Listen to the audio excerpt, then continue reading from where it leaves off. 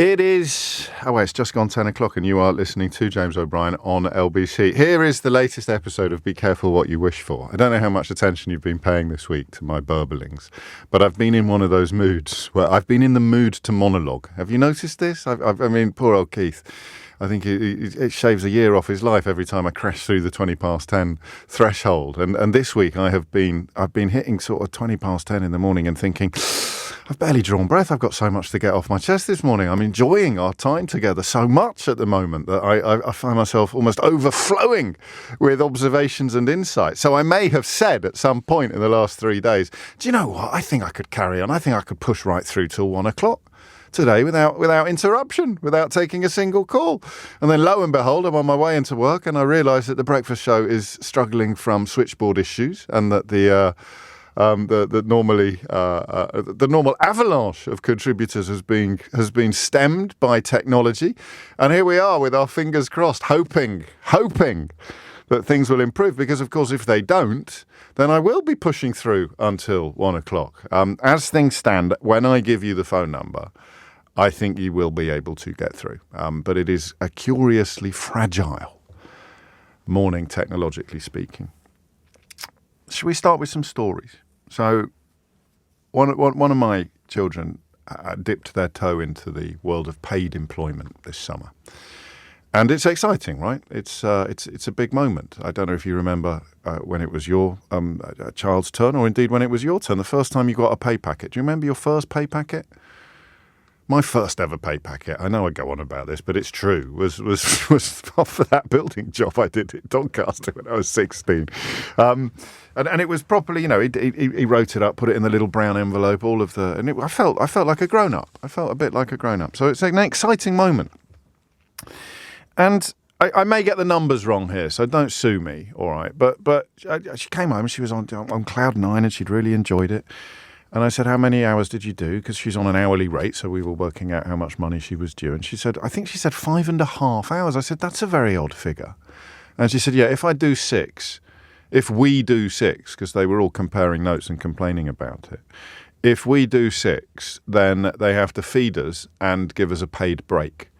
So they have all of these sort of school-leaving age teenagers on their books, and just half an hour shy of actually getting some rights in the workplace, i.e., goodness me, Karl Marx, eat your heart out, getting fed after spending 5.5 hours feeding other people and getting paid while you actually take a brief break, having spent 5.5 hours on your feet. So 5.5 hours into the shift, they all get sent home, because otherwise they'd have to pay for the break and they'd have to feed the children. So I kind of parked that thought.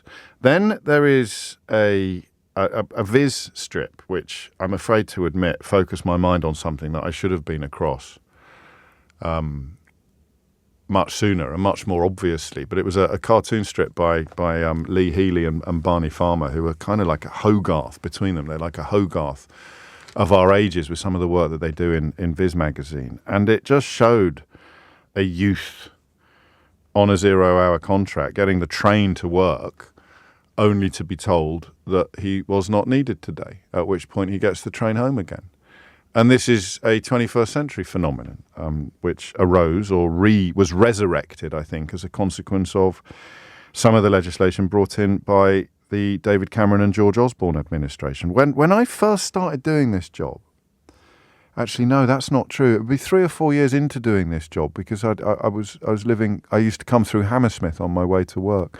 This is before Greta Thunberg inspired my children to insist that I take public transport to work instead of enjoying a chauffeur-driven limousine. I used to see groups of men who I think were probably Eastern European, gathered at one particular spot in Hammersmith in West London, and vans would pull up and offer them a day's work. Now, that was probably black market anyway. That was probably off the books, but it spoke of a world in which employers have all the power, right? It spoke of a world in which employers have all the rights.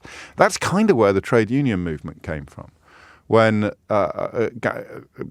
foremen and people in positions of power on the docks in Liverpool would have a crowd of men desperate to feed their family, and they would have this extraordinary power to say who gets paid work today and who doesn't. And if you didn't, you got home. And you have, I think that's called a Dutch auction, is it? Is that a Dutch auction? When you sort of go to the lowest bidder. So I'll work for 50 quid. Well, I'll work for 45. I'll work for 40. And it goes. So that's what happens in a world where the employers have all the power. And yet here we are, having a conversation in 2024 about how terrible it is that Labour is about to give some power to workers. Front page of the Daily Mail, inevitably. Business fury at Labour's revolution for workers. The owner of the Daily Mail owns a lot of things other than the Daily Mail. So obviously the filleting of the journalists' unions over the years since Rupert Murdoch opened his plant in Wapping is only a small part of the story as to why these particular plutocrats and billionaires have a huge problem with workers' rights.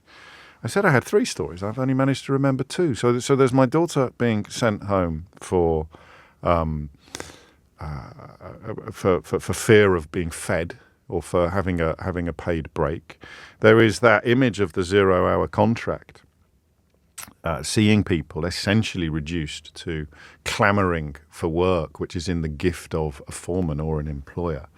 And then the third bit is the conversation we've been having lately about young people who don't want really, or we've been a little bit judgmental. Well, I have. You're probably nicer than it than me. About the way that young people don't seem to engage in the workplace in quite the same way that we think our generation did. Do you see what I mean? That could be part of the reason, couldn't it? The way that the pendulum of power has swung so far from worker to employer over the last 14 years that turning up at work with no rights at all is a very different proposition from turning up at work with paid holidays, rights to claim unfair dismissal, sick pay, of course. These are the rights that Labour is set to introduce today. And listen, I'm going to oversimplify. I'm going to go with what the Daily Mail is describing because they are very much of the opinion that you should be cross about this. It's the most perfect example, in my view, of that thing we talk about a lot on the programme, encouraging people to be or to vote against their own interests. What are the best examples of this that we can think of together? We've made a list, haven't we, quite recently? We made a list of the examples of people being encouraged to act against their own interests. I don't even know if these sort of things were on the lists. So this is the stuff you are supposed to be getting cross about today, okay? You will be able to claim unfair dismissal from day one in a new job. That's not quite as straightforward as it seems because there will also be a statutory probation period of 9 months during which a boss will be able to get rid of a new recruit by simply saying it didn't work out. So the Daily Mail offers both of those as evidence of what the new rights involve without apparently acknowledging that that opens the door to a degree of confusion and nuance. So at the moment, the third story was what you started telling me after David Cameron and George Osborne extended the period during which your new employer can fire you without just cause or without any reason whatsoever from 1 year to 2 years, like a sort of no-fault eviction for jobs, if you like. And what we heard almost immediately after that, God, this is going back a while, isn't it? I was still wet behind the ears. What we heard almost immediately was of people being shown the door after 1 year and 364 days, in the most extreme examples, but after 1 year and 11 months. So imagine, if you like, the much bigger equivalent of the young person being sent home because they're about to qualify for a lunch and a paid break. So they just get sent home on that shift. Now imagine that as an entire job that you've been doing for a year and 11 months and 3 weeks. And as you reach the end of that period at which you will become an employee with rights, you get let go and replaced by somebody. So they start the clock again. How demoralising is that? You've done absolutely nothing wrong, but the employer is free to avoid giving you any rights whatsoever because, of course, any paid holiday that you receive or any rights that you accrue technically, or not even technically, would literally in some cases come out of the pocket of your boss. So that's your two things so far. The right to claim unfair dismissal and a statutory probation period of 9 months, which seems to me to be a fairly reasonable opportunity for a boss to decide that things are not working out. Then flexible working will become a default. So as everybody honest has discovered since the pandemic, working from home is now the new normal for many people. It's certainly a new and normal option for many, many people, but there could be some job sharing. Managers will be able to turn requests down, but they'll have to have reasons for doing so, which I've always thought was one of the most powerful employment rights available to ordinary workers. Your management has to have a reason for doing what it's done. You can't have a kind of 1970s parent approach to the workplace where you say, why have you done that, boss? And boss says, because I say so, or because I can. So if I say, can I work from home? And you say no, and I say why, and you say, because I don't like you, then you could get into trouble, albeit that, of course, taking action in this space can sometimes be easier said than done. You're going to get sick pay. If you're off sick for 3 days, you're going to get some sick pay. It's not much, but it's a hell of a lot more than you currently get, because under the current system, you can't claim sick pay on your first day of illness or your second or your third. You can only claim it on your fourth. And then you will also have an entitlement to some unpaid bereavement leave, paternity leave, and parental leave from day one in a job. I'll say that again, unpaid. So that is what you are supposed to be getting cross about, okay?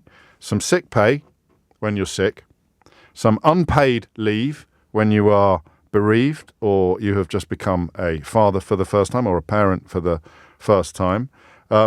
Flexible working, if it suits both you and the employer, is something that you will be allowed to request, although they retain the right to turn it down if they have reasonable grounds for doing so. And if you think you've been unfairly dismissed, even after a week in a job, you will be allowed to, if you are so minded, you'll be allowed to pursue a case against your employer. It doesn't sound to me like a manifesto for, well, it doesn't sound like communism, does it? You're going to get some money when you're sick. You're going to get some unpaid leave when you've had a baby or when you've lost your dad.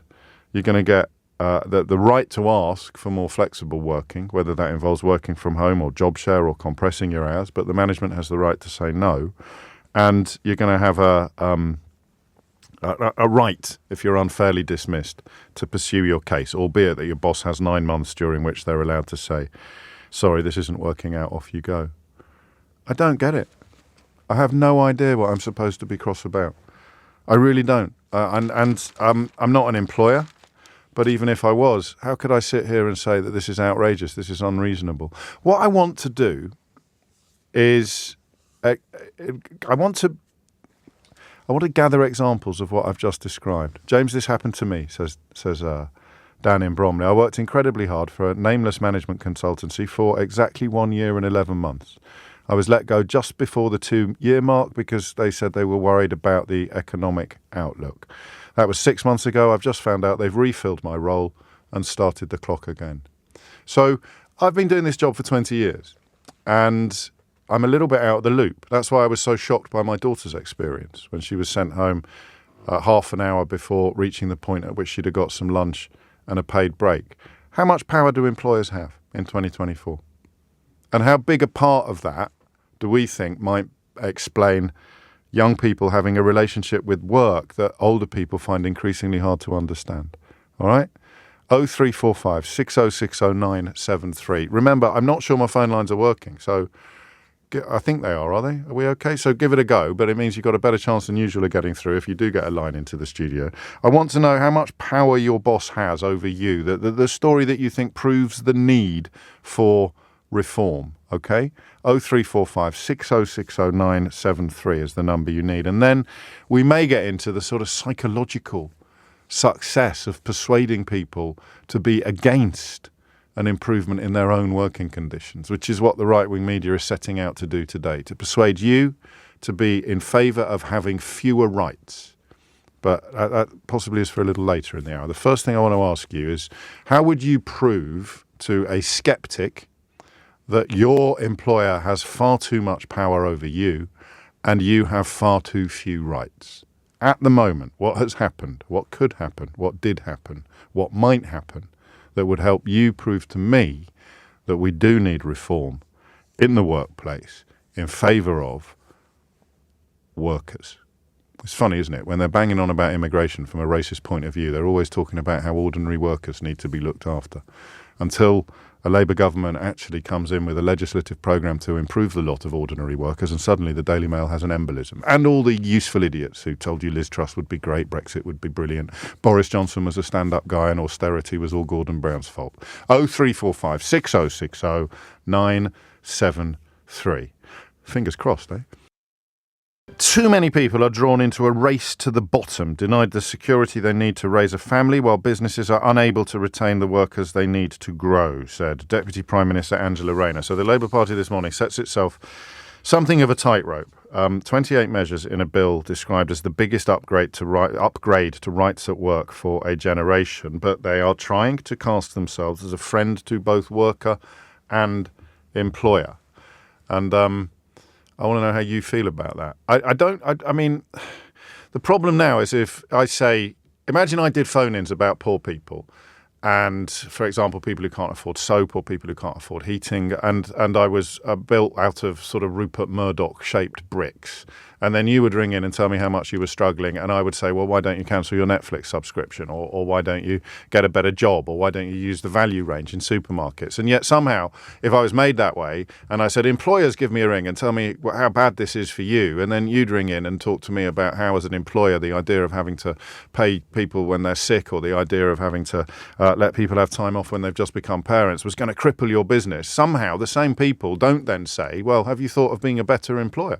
Have you thought of making more money? Have you thought of eating fewer avocados? Have you thought of cancelling your Netflix subscription? It's really odd in this country how we think that in order to make the wealthy or the owning class thrive, we need to give them everything they ask for. And in order to make the working class, by which I simply mean working people, people who work for somebody else, in order to help them, we've got to take away stuff so that they are grateful for what they are left with. I think this is one of the most fundamental political issues of our time and all time. But it amazes me. It never ceases to amaze me that the mission to persuade people to be opposed to their own rights is usually so successful. Let's start in Bournemouth. Julie is there. Julie, what made you pick up the phone? Hi there. Hello. So it made me pick up the phone because you were talking about the year's service. Yes. So just a quick history. So I worked in HR for about 25 years. More recently, was in a company, was on one of the leadership teams, and then was let go at 1 year, 11 months and 3 weeks. So you are literally the person I was just talking about. In theory, that was you in practice. Yes. Gosh. And just to say, it kind of happens at all levels, from entry level, and I was like as senior as you can get. Yeah. And what is more galling is that because of that, I lost a £50,000 bonus. Wow. So it wasn't your performance that led to you being let go then, because you'd done enough to qualify for a bonus 6 months later, or even 2 weeks later. It was a accruing of shares. So you accrue shares from when you started. And what they did was they masqueraded it as a performance issue, which they said I failed, which they didn't even look at. But they don't have to prove anything, do they? I mean, that was one of the first things. That was one of the first times on this show that politics and real life collided for me, when people rang in to describe what this would mean after David Cameron brought it in. Yeah, no, exactly. They didn't have to prove anything, but for some reason they went through this farcical thing. But the reason why they didn't have to prove anything, because if they didn't need my role would have been made redundant, which it was, because they're not hiring for it, and they've hired for a head of HR now as opposed to the higher level it was. But if they had made me redundant, then they would have had to pay out my shares, which would have been £50,000. Oh, gosh. We need to recognise, and having been in HR, you're in a curious position here. You're both poacher and gamekeeper, aren't you, given your recent experiences? Because if you, within a couple of weeks or a couple of months, went from being employee of the month to being a Mickey taker, I should have some rights to just say, thank you, thanks but no thanks, shouldn't I? But 2 years seemed to me at the time, and seems to me even more now, a really obnoxiously unworker-friendly threshold. It absolutely is. I think, when I look at it, and the argument and case that I put was that the year before I received a good increase because of the performance, and the Christmas was a good increase again because of good performance. Then all of a sudden, 6 weeks later, when we're doing a cost-cutting exercise across the company, we're now having a conversation about issues on my performance. So it's really galling. And I think as well, I've had to unfortunately carry that process out on other people. Well, I was about to ask you that. You've kind of been hoisted in a sense by your own petard, because if this is a company policy, then it's going to come around and bite you eventually, perhaps. It is, and it's not. It's across all companies that have done it. So you'd normally have a probation period of 3 months. For senior positions, 6 months, but those are never legally binding or contractually binding as such, because you can always dismiss people up to 2 years. Yes, well, that's about to change, although they're not going to introduce it overnight. It's going to be autumn of 2026 before most of this kicks in. Over your 25 years in this business, how I mean, this is a bit of a vague question, but I'd be grateful if you could have a go at answering it. How far has the pendulum swung, particularly, I think, since 2010, so in the sort of 14 years since the Tory government got in? How far has the pendulum swung from workers' rights to bosses' rights, if you like? I would say it's maybe not rights, but just in terms of... prioritisation. Yeah, prioritisation, it's swung all the way to the employees now. And I think before as well, when you look at it, people used to go to work, many years ago, not really liking their job, but you paid the bill, you paid the mortgage, and that was it. You just did it. And then it moved to having a work-life balance, where you kind of wanted that. And now it's moved to living your values and your beliefs through work, which is where you get all the BLM stuff, the Me Too stuff, the equality, diversity, DIEB, and all those sorts of things. So it's swung so much. I mean, when I started, I was back in the day where you had these massive filing cabinets you'd have to pull out and paper files.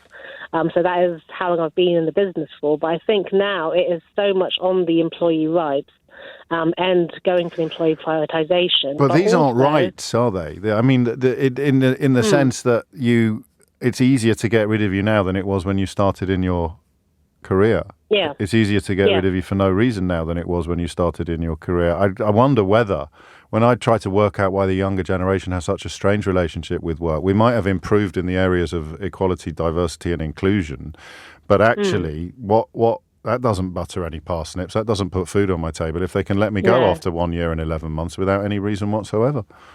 No, exactly. So I think now it will be interesting that it's from day one. But I think, as you said before, will they now start doing, it's a fixed-term contract? Well, that's the bit I don't get, actually, and we'll wait I'll wait until I get the opportunity to ask one of them, actually, because that's one difference between this government and the last one, for now at least, is that I get to speak to some members of the current government. But if you've got a statutory probation period of 9 months, but you've got a right to declare unfair dismissal from day one, you could see some tension there, although I presume it is that if that statutory probation period is exercised and you think the employer is lying when they say that it just hasn't worked out, you think they're letting you go because of prejudice or bigotry or something awful, then you would have a case. But only during that 9-month period would you be able to be let go without any particular reason. There's a difference, isn't there, between being let go for no reason and being let go for an illegal reason. And that would probably be the difference between the 9-month probation and the rights that you have on day one. I like that. I've lost whoever sent it in, and that's a shame because you deserve some credit for it. Do LBC only employ you for 3 hours a day so that they don't have to feed you or give you a paid break, James? Look, some jobs are a little bit detached from the quotidian reality of the workplace and indeed of the worker-employer relationship, which is why I'm so glad that my phone lines are apparently in fine fettle this morning. Here's Thomas Watts with your headlines. It is 33 minutes after 10. We forgot yesterday. We didn't forget. We got overtaken by events, partly because the guests were so interesting, particularly the lads who wrote that book, Clown World, about Andrew Tate's grim universe. So we didn't have time. Don't stop saying forgot. Makes you sound incompetent. We didn't have time to run through the short list. We had a long list, but the short list of names for the new feature, which will see me dig into headlines or indeed to news coverage of stories that is really treating you like an idiot. and I don't want to treat you like an idiot, unless, of course, you deserve to be treated like an idiot, in which case you go straight into idiot's corner. But generally speaking, in a way, it's the same principle, isn't it? How can we be persuaded as a workforce to be against rights for workers and in favour of things that make life easier for bosses? Answer, without turning into Wolfie Smith, the boss class owns most of the media. So you buy the Daily Mail this morning and you read about business fury at Labour's revolution for workers, and you think, wow, what's going to happen? It's a revolution, Keith. Free biscuits for everybody. We'd take off time. We'd just work when we fit. It's a revolution for workers. Power to the people. It's the Tooting Liberation Front. And then you read it and it just means that they're not allowed to sack you for no reason anymore. And you can get some sick pay on the first 3 days that you're sick instead of having to wait until the fourth. Oh, and you can take some time off if you become a parent, but they don't have to pay you. It's not exactly Animal Farm, is it? It's not exactly chasing Farmer Brown off the premises, but it is apparently too much to bear, which is the point at which, where I built a slightly different way, I'd say, you're an employer, give me a ring and tell me why you can't afford this. And I promise not to suggest that you're eating too many avocados or spending too much money on your Netflix subscription, like I would do if you were struggling to actually pay the bills, feed your children and keep your house warm. Terry's in Birmingham. How far has the pendulum swung, Terry? It's unbelievable, isn't it, how we always seem to have this conversation every time we look at workers' rights. For me, and I have to disclose, I am a union rep Good. In Birmingham. Good for you. Supporting people. Not many of you left, is there, since Longbridge shut and the rest of it? We're all union barons living in £2 million houses, apparently. But I'm not. That's it. Yeah, it's not a union rep, a union baron. Yes. I mean, actual barons own the newspapers, but union barons are the problem. Yes. So when we look at the detail of all this stuff and the hysteria around it, we have to recognise the world has changed between my generation and young people's generation now. So my generation, we're offered jobs for life almost. And I remember 30-odd years ago when I started working, it was a job for life. Yes. Young people, it's not even on their radar to have a job for life because of the inequality of work. And some of the stuff I see and some of the examples and cases I support with, you would not get your breath at what employers get up to with sacking people and dismissing people. And that needs to stop. And it has been since the Conservatives have been in, unfortunately. And then we go back to look at some of these rights. The right to switch off, so your manager can't ring you at 10 o'clock at night to ask you something. The right to have... I mean, these are going to be nibbled away at, aren't they, between now and the autumn of 2026? And do you know what? As you know better than I do, the nibbling has already begun. It has, but it's an incremental step, isn't it? You have to, when you're reversing things, you have to do it quite gently because working people, the country, employers, lose their minds over some of this stuff. But it's like, the example is always this. If management come to me and ask me to do something outside of my work or my scope of work, I'm 62 years old, my house is paid for, my 3 children are all fully grown up and are adults. What could they do to me? Whereas if I'm 21, 22 and I've just bought a house and I've overextended myself on the mortgage because of how much houses are to buy, I'm thinking of setting up a family because I've got my partner and my girlfriend or my wife, right? The leverage that management can exercise on you is absolute. And it's very similar to the 1800s. We used to have workers that used to get jobs for the aristocracy and owners. And the landowners would put them in a house. And what does that do to that worker? It makes that worker totally dependent on their employer. I lose my job, I lose my house. It's all over. And I mean, here's an example of what you're describing. I've got 2, actually. Tony's is quite moving. My little sister had a severe stroke. We were told to go to the hospital to say goodbye. I left work early, explained to my boss's son what was going on. I then got a text off my boss asking when I'd be back in and letting me know I wouldn't be paid for the time I've missed. I've worked there for 20 years. That's from Tony and Bishop Stortford. And Celia tells me that one of her siblings, I haven't got time to read all of this, but spends about 90% of their weekend, their 2 days off, on their work laptop, working, or on their work mobile, dealing with calls from work or from customers. And the right to switch off is something that doesn't even enter into her thinking, because if she doesn't do it, the old line is, well, we'll find someone who does. And if they're lucky enough to be in an environment where the employers, because remember, you haven't got an automatic right for union membership, really, because your employer doesn't have to recognise. Look at what's going on with Amazon, one of the richest companies in the world, and what they're doing in Coventry. There's nothing to stop you joining a union, though, even if your employer says that they don't recognise unions. So and if something does happen, you can come in with a union rep. It doesn't mean that they can keep the union rep out of the meeting with HR or anything like that. It's a very different conversation. Of course it is. It's a very unbalanced conversation. Of course and we've got that going on in Amazon at the moment.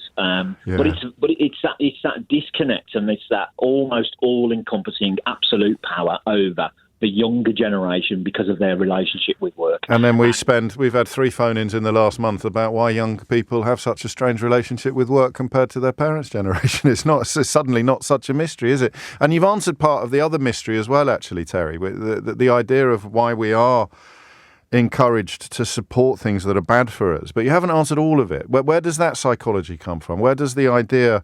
Is it somehow linked psychologically to the gratitude for the job turns us into people that become we become agitators for the boss? We're so grateful for the job because of what you've described, is that we end up thinking that we're on the side of the boss when it comes to the doling out of rights between them and us.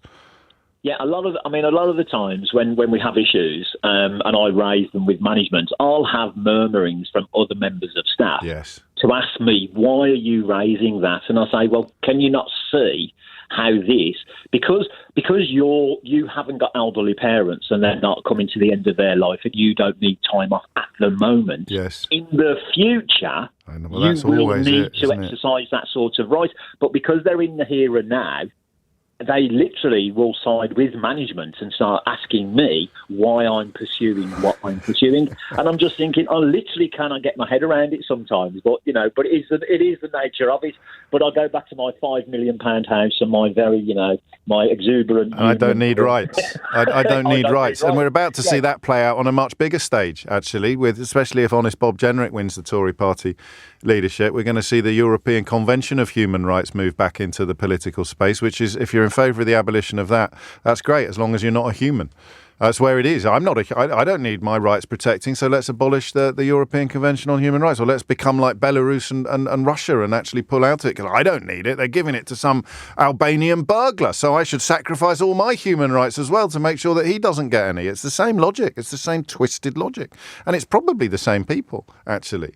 The same ordinary working people who are in favour of having fewer rights themselves in order to further enrich their bosses be the same people that would be queuing up to claim, just as they thought leaving the European Union would make them richer, that abandoning their own, surrendering their own universal human rights would somehow make them stronger. Terry, great stuff. We need more Terrys. We definitely need more Terrys. Staying in Birmingham, Tim's there. Tim, what would you like to say? Good morning, James. Yeah, I think I might have found a slight problem with the sick pay from day one in relation to part-time workers. If you're a part-time worker, say, just doing 15 hours a week and 3 hours a day on minimum wage, you'd be earning about 35 quid. Yeah. You would be able to phone in sick and get 23 quid on sick pay. So you're lying in bed thinking, is it worth driving into a wall? No, they're lowering SSP for low earners. To what? It's coming out in autumn 2026, but they've addressed that one directly, actually. So I mean, you're right to have spotted it, but they have. I just read it. Currently, workers earning less than £123 a week cannot claim SSP at all. Yeah, but you would be earning more than that. This limit will be removed, but the bill will set out a lesser level of sick pay for lower earners. So you're on 125, so you do qualify. But it's addressed your problem. The limit will be removed, so the bill will set out a lesser level of sick pay for lower earners. I'll wait to see what the detail is. I've just told you what it is. Let me guess. You have part-time workers. I do. Yeah. And you're an employer, and you think they're always swinging the lead. No, I don't. Could you not pay them a bit more than minimum wage to avoid the problem you described? We do pay more than minimum wage. So what are you worried about then? Because let me repeat what you said. If you're earning less than 120 quid, 30 quid. 123. You will have a lower level at 15. Correct. 15 hours a week at minimum wage.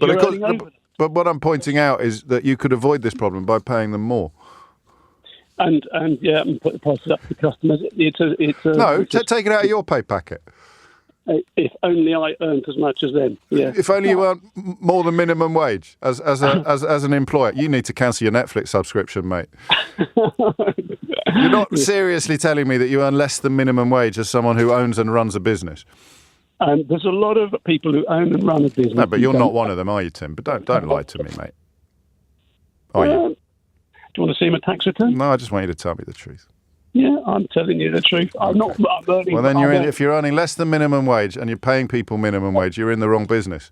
What you should do, you should resign, sell the business, and go to work for the person that you sold it to, because you'll be on £1 an hour more. There it is, the voice of the employer. 10:45 indeed is the time. 0345 6060973 is the number that you need. Why will it take 2 years to implement? That's a good question, partly because of the nibbling. And we just heard a little bit of nibbling. No offence to Tim, I was teasing him a bit. I'm sure he's a great boss. But the nibbling begins.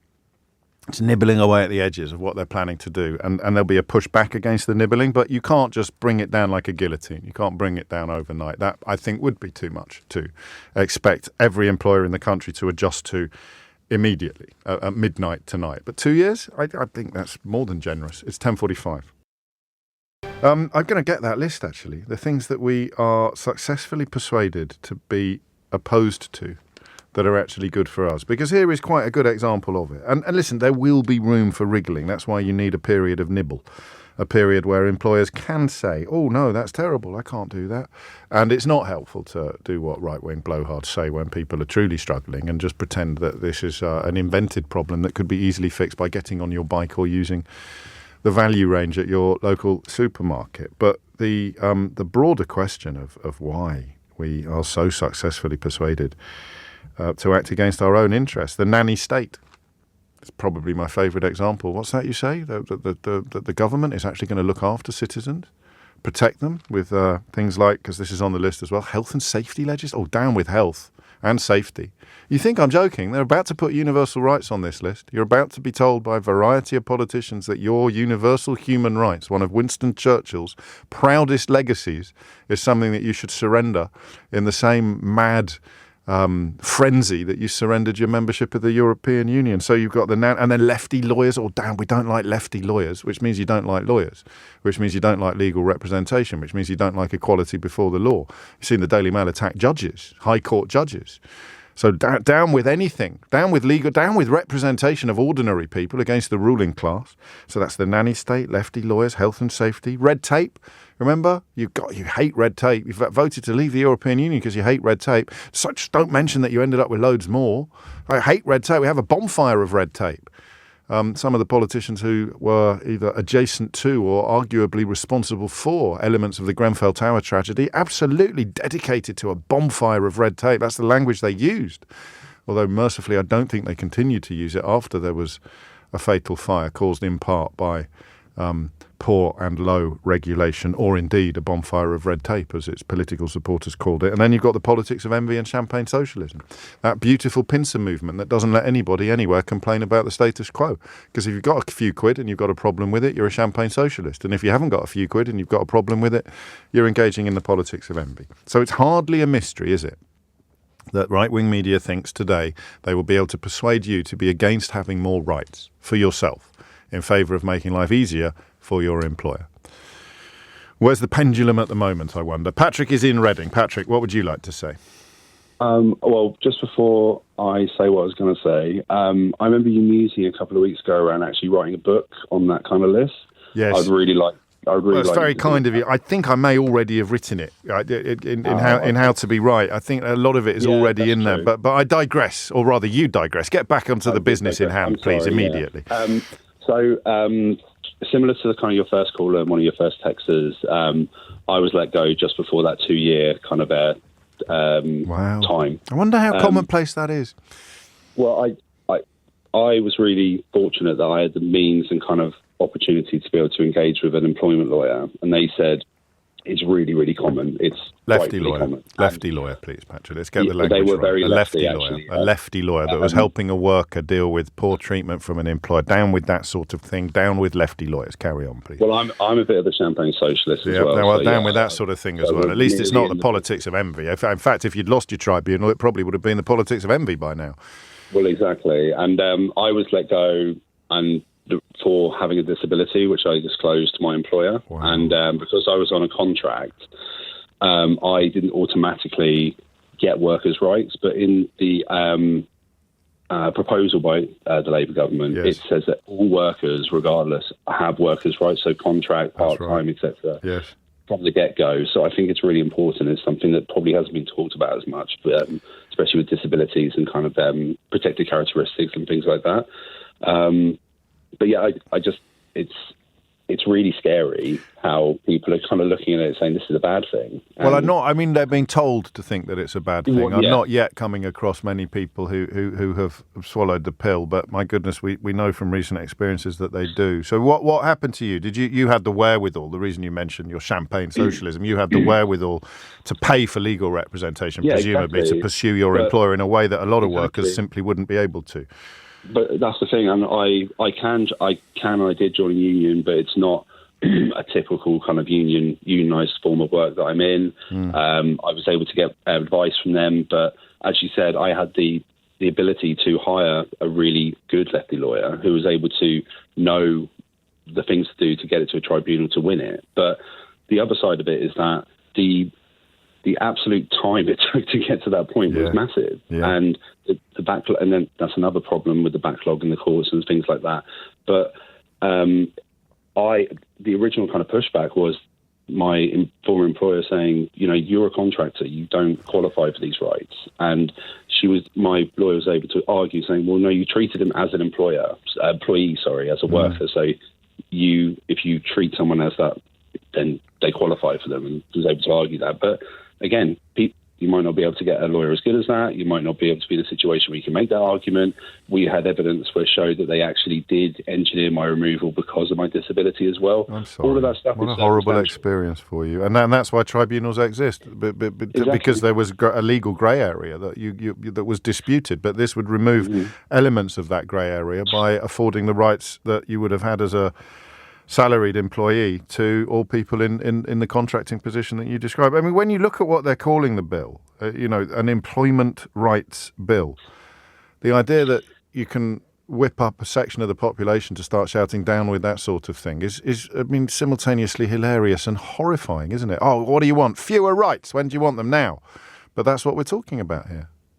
I think as well, the 2-year kind of grace period, let's call it, is a really good thing for both sides. Like my wife works in HR, and she really encourages this kind of change in workers' rights and it being put in place, but then was really pulling her hair out saying, well, they're going to bring it in overnight.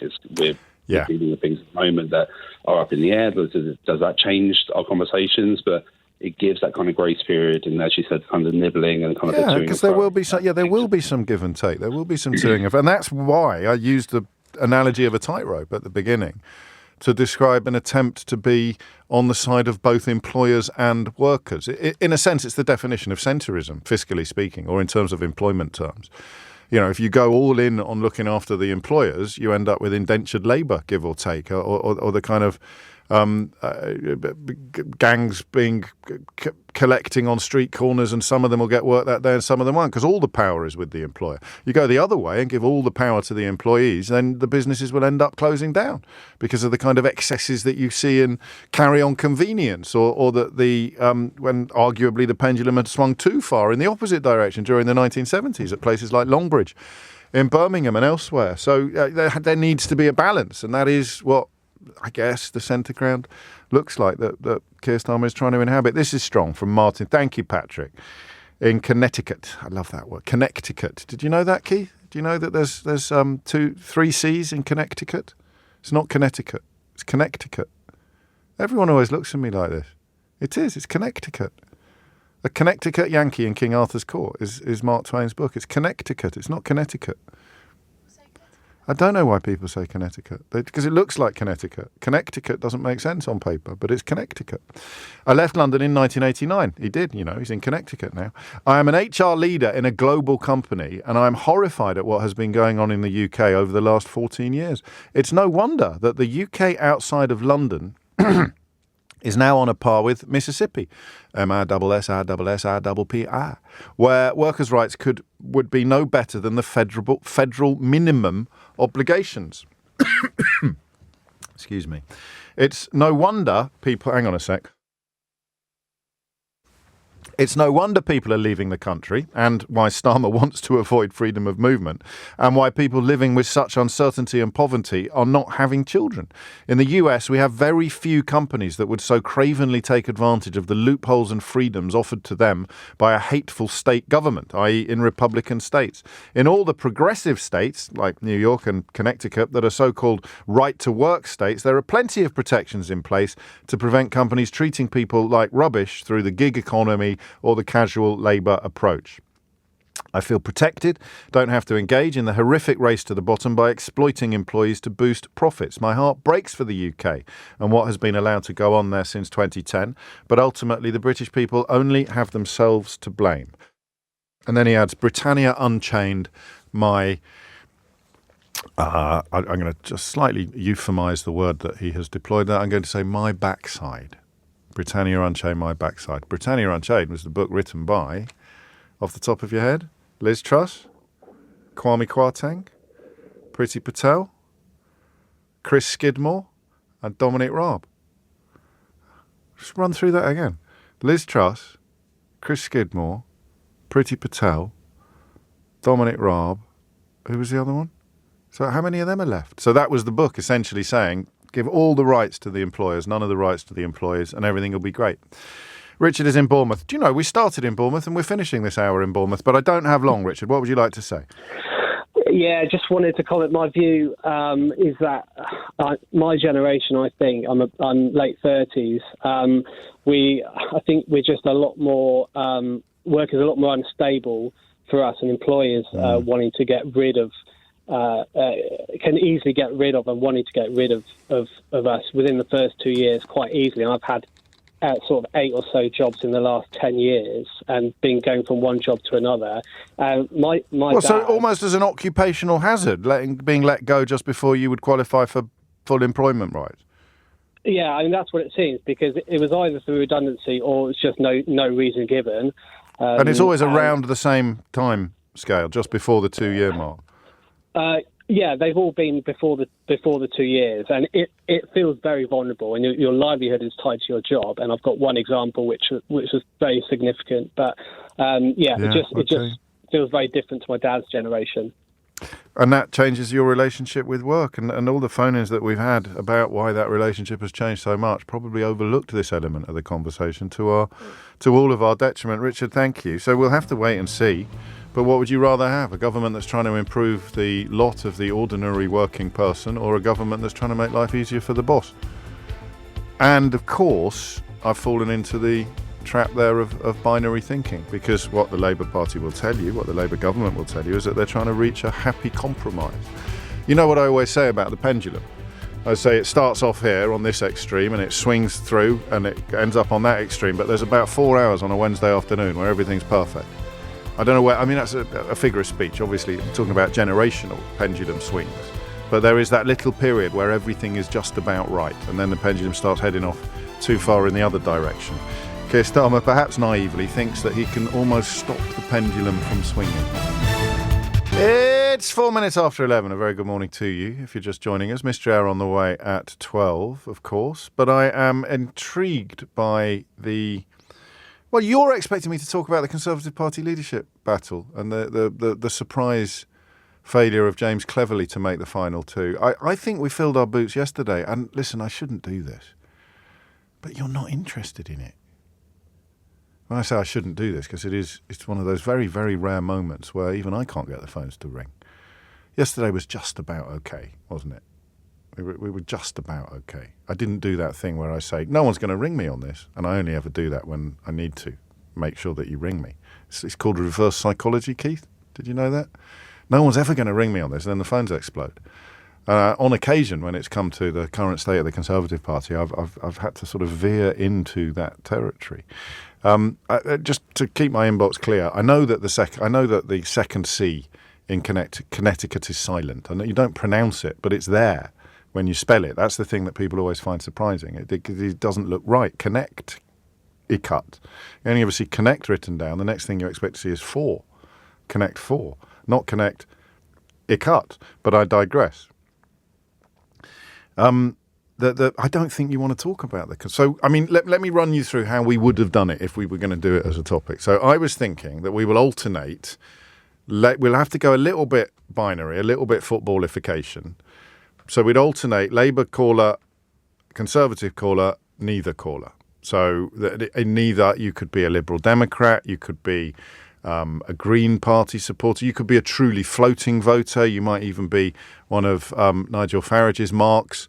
But the point would be that you're either Labour or Tory, so one of them, SNP, of course, but that would be a slightly different, Plaid Cymru, a slightly different dynamic, a slightly different equation. The call-in that I would have done would have been to try to alternate from Labour to Tory to none of the above, and whether or not having this last two would be good news for you or bad news for you. So it's down to the one who thinks that women shouldn't have maternity leave or thinks that women get too much maternity leave versus the one who gets angry about unaccompanied asylum-seeking 8-year-olds being able to see cartoons of Mickey Mouse while they have their situation surveyed. That's who it's between now. The one who thought that she became working class when she went to work at McDonald's, and the one that unlawfully helped a Tory party donor avoid £45 million worth of tax. That's your choice now. So if you're a Labour supporter, is that good, bad or indifferent? If you're a Tory supporter, is that good, bad or indifferent? And if you're a none of the above supporter, is that good, bad or indifferent? And I don't think you'll be interested in that. I really don't. You know? I just think that something about... it was very, very funny briefly yesterday when it looked as if James Cleverly's supporters had voted tactically to try to influence who he would be up against in the final round, and they completely muffed it up because he ended up not being in the final round himself. But then you discover that Grant Shapps was running his leadership campaign. So it's hardly a surprise. If I had to give any advice to any politician ever who had hopes of advancement, I would say don't put Grant Shapps in charge of your leadership campaign. Don't put Grant Shapps in charge of anything. Don't go near Grant Shapps. Don't acknowledge the existence of Grant Shapps.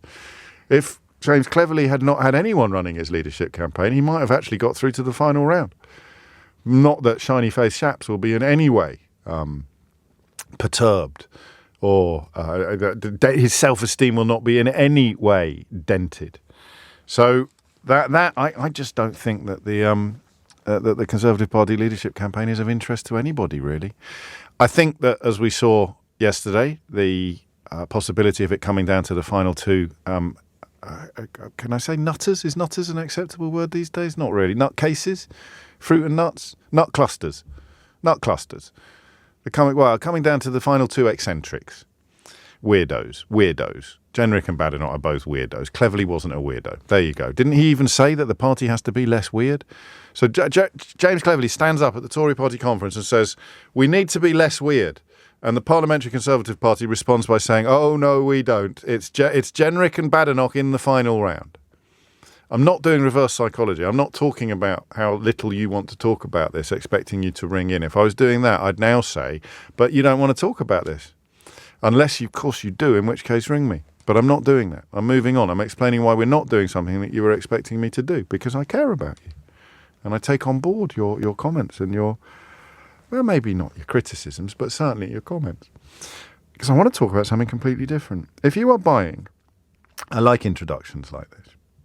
If you are buying a sausage roll at Greggs, ordering a pint at a Green King pub, or speaking to someone in a call centre at Severn Trent Water, there is a fair chance that you will be served by a former prisoner. This is, if you like, the Timpson effect. Timpson became the company most readily and immediately associated with the idea of helping former prisoners back into the workplace. There's a charity called Regenerate that aims to do much more. It's not just former prisoners, it's anybody with a criminal record being helped into the workplace. Wincanton do it, the logistics provider. Timpson, the key cutting specialist. And I don't know if you've listened to my full disclosure interview with James Timpson, but they do way more than key cutting, and that company owns way more than Timpson's. The little things. Do you know, talking about the relationship between employer and employee in the last hour, it doesn't have to be legislated for. Timpson do little things like they own holiday homes that are available for all members of staff, particularly if they've been through a tough time. If they've got like a poorly child and they need a fortnight or a week away, they can go away on the company's shilling. Just little things like that. I do think that's why the tightrope between employer and employee is a lot more interesting and nuanced than much political analysis allows. Some of the great Victorian, particularly the department store owners, oddly, that they had a really philanthropic bent, many of them. There's a whole village for people that Whiteley's in Bayswater. I know this is a bit London centric. If you don't know, Whiteley's is now a shopping mall. It's a in fact I'm not sure what it is now, but it used to be a department store like Selfridges or Harrods. And William Whiteley, who I think was shot by his illegitimate son. He's got an incredible backstory. A lot of the big department store scions and families did. But there's a whole village. My friends got married there out in Surrey somewhere. There's a whole village that he built for his retired employees. So that idea of keeping all the money yourself is not by any stretch of the imagination the only way of doing business. It could be different. It's just that these days it feels like you've got to compel them to do it with laws rather than sit there and wait for them to do it from the goodness of their heart or indeed their religion. I think John Lewis still do it. So we're not going to talk about the Conservative leadership campaign unless you ring me now and think that you've got something interesting to say. We're going to talk about the two sides of this story. The difficulty that a criminal record or a period in prison presents when you are trying to find work. Okay? 0345 6060 973 is the number you need. It's that simple. You see, Will, I do a bit. The former prisoner is just a person, James. If I'm in Greg's getting a steak bake, I don't think, has this person serving me ever spent time in a prison? I just think I like this person, largely because they're giving me a steak bake. I do it at Timpson's. I don't know what that says about me, but when I walk past a Timpson's, I obviously have in my head some idea of what a former prisoner would look like, which is a really stupid idea to have in your head. But there have been a couple recently where I'd bet a month's wages on the fella that I'm giving my keys to having served time. I don't know why. Possibly, having love and hate tattooed on their knuckles or something like that. But I'm indulging in lazy stereotypes. The point is this. I don't think William is right. I do think that when you are told that these companies are employing former prisoners, it changes the way that you approach these companies. For me, in a positive way. I am more likely to take my business, for good or for ill, to a company that is trying to help people into the workplace who wouldn't otherwise be getting helped into the workplace. And I think it is a huge problem, but I want you to tell me more. I want you to tell me from both sides of the fence. In some ways, unlike in the last hour, in this hour, I'm more interested in hearing from employers than I am from employees. I want to know about the risk you took on a former prisoner or the risk you took on someone with a criminal record or why you would never consider hiring someone who had been in prison or why even the horror stories about when you did and they robbed you blind. I just want the stories this hour, the stories rather than the philosophy or the thinking behind it. 0345 6060 973 is the number that you need. What I would like to know from you is what happens in real life. What is it like to come out of jail? Just explain it to a way in which, what should we call it? A way in which somebody who has absolutely no idea of what a burden it can be would say. How would you explain what a difference it makes to your employability to have most obviously prison time on your CV and also a criminal record? And then as an employer, if you've gone down this path, perhaps and even ideally to your own surprise, just give us an idea about what happened. 0345 6060 973 is the number that you need. And the statistic that surprised me, but this would include unexpired cautions and non-prison sentences, as in not, being handed down a punishment or a conviction that didn't lead to imprisonment. But what percentage of the working age population do you think has a criminal record?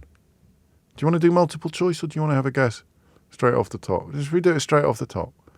What percentage of the working age population do you think, don't cheat, but do send me in your texts or your WhatsApps, 03456060973. What percentage of the working age population do you think has a criminal record? And obviously none of these companies, Greggs, Green King, Timpson's, Severn Trent, Wincanton, they don't exclusively employ ex-cons and people with criminal records. They're just prepared to give an opportunity to people who wouldn't get it otherwise.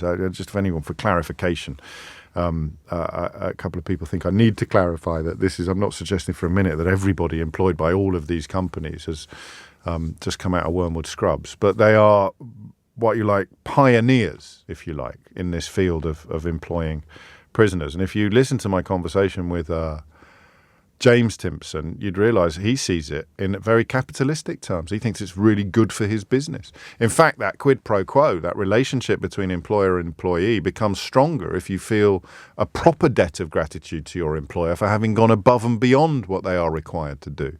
So it's oddly relevant to the conversation we had in the last hour. So far, and I don't know how interesting this is, hardly anybody is even close to the correct percentage of the working age population that has a criminal record. Okay? But if you want to contribute to the conversation about employing prisoners and people with criminal records, the number you need is the same as it always is. 11:18 is the time. I mean, would you? That's the question, isn't it? Would you hire an ex-con? Well, I'd want to know what they'd done. But if they've been released from jail, then the powers that be have decided that they no longer pose a threat to society, so it shouldn't even matter what they've done. Obviously, the more serious your crime, the more interesting your contribution to this conversation would become. Or, indeed, the more serious the crime of the person you've employed, the more interesting your contribution would become. This is quite interesting, actually. So the lowest figure I can see at the moment, did you see a 0.01? I don't think they're taking it seriously. Yeah, I'll go for 0.5. So the lowest pretty much, well, no, 0.05 is the lowest, which is pretty much zero, isn't it? Percent of the population, the working age population with a criminal record. And the highest that we've seen, the people sending in figures like 78 and 80 are just joking. 90%, don't be silly. The highest reasonable suggestion is 48%. So what percentage of the working age population do you think has a criminal record? And an awfully large number of you, most of you going low actually, 8 to 12%, 15%, 3.5%, 15%.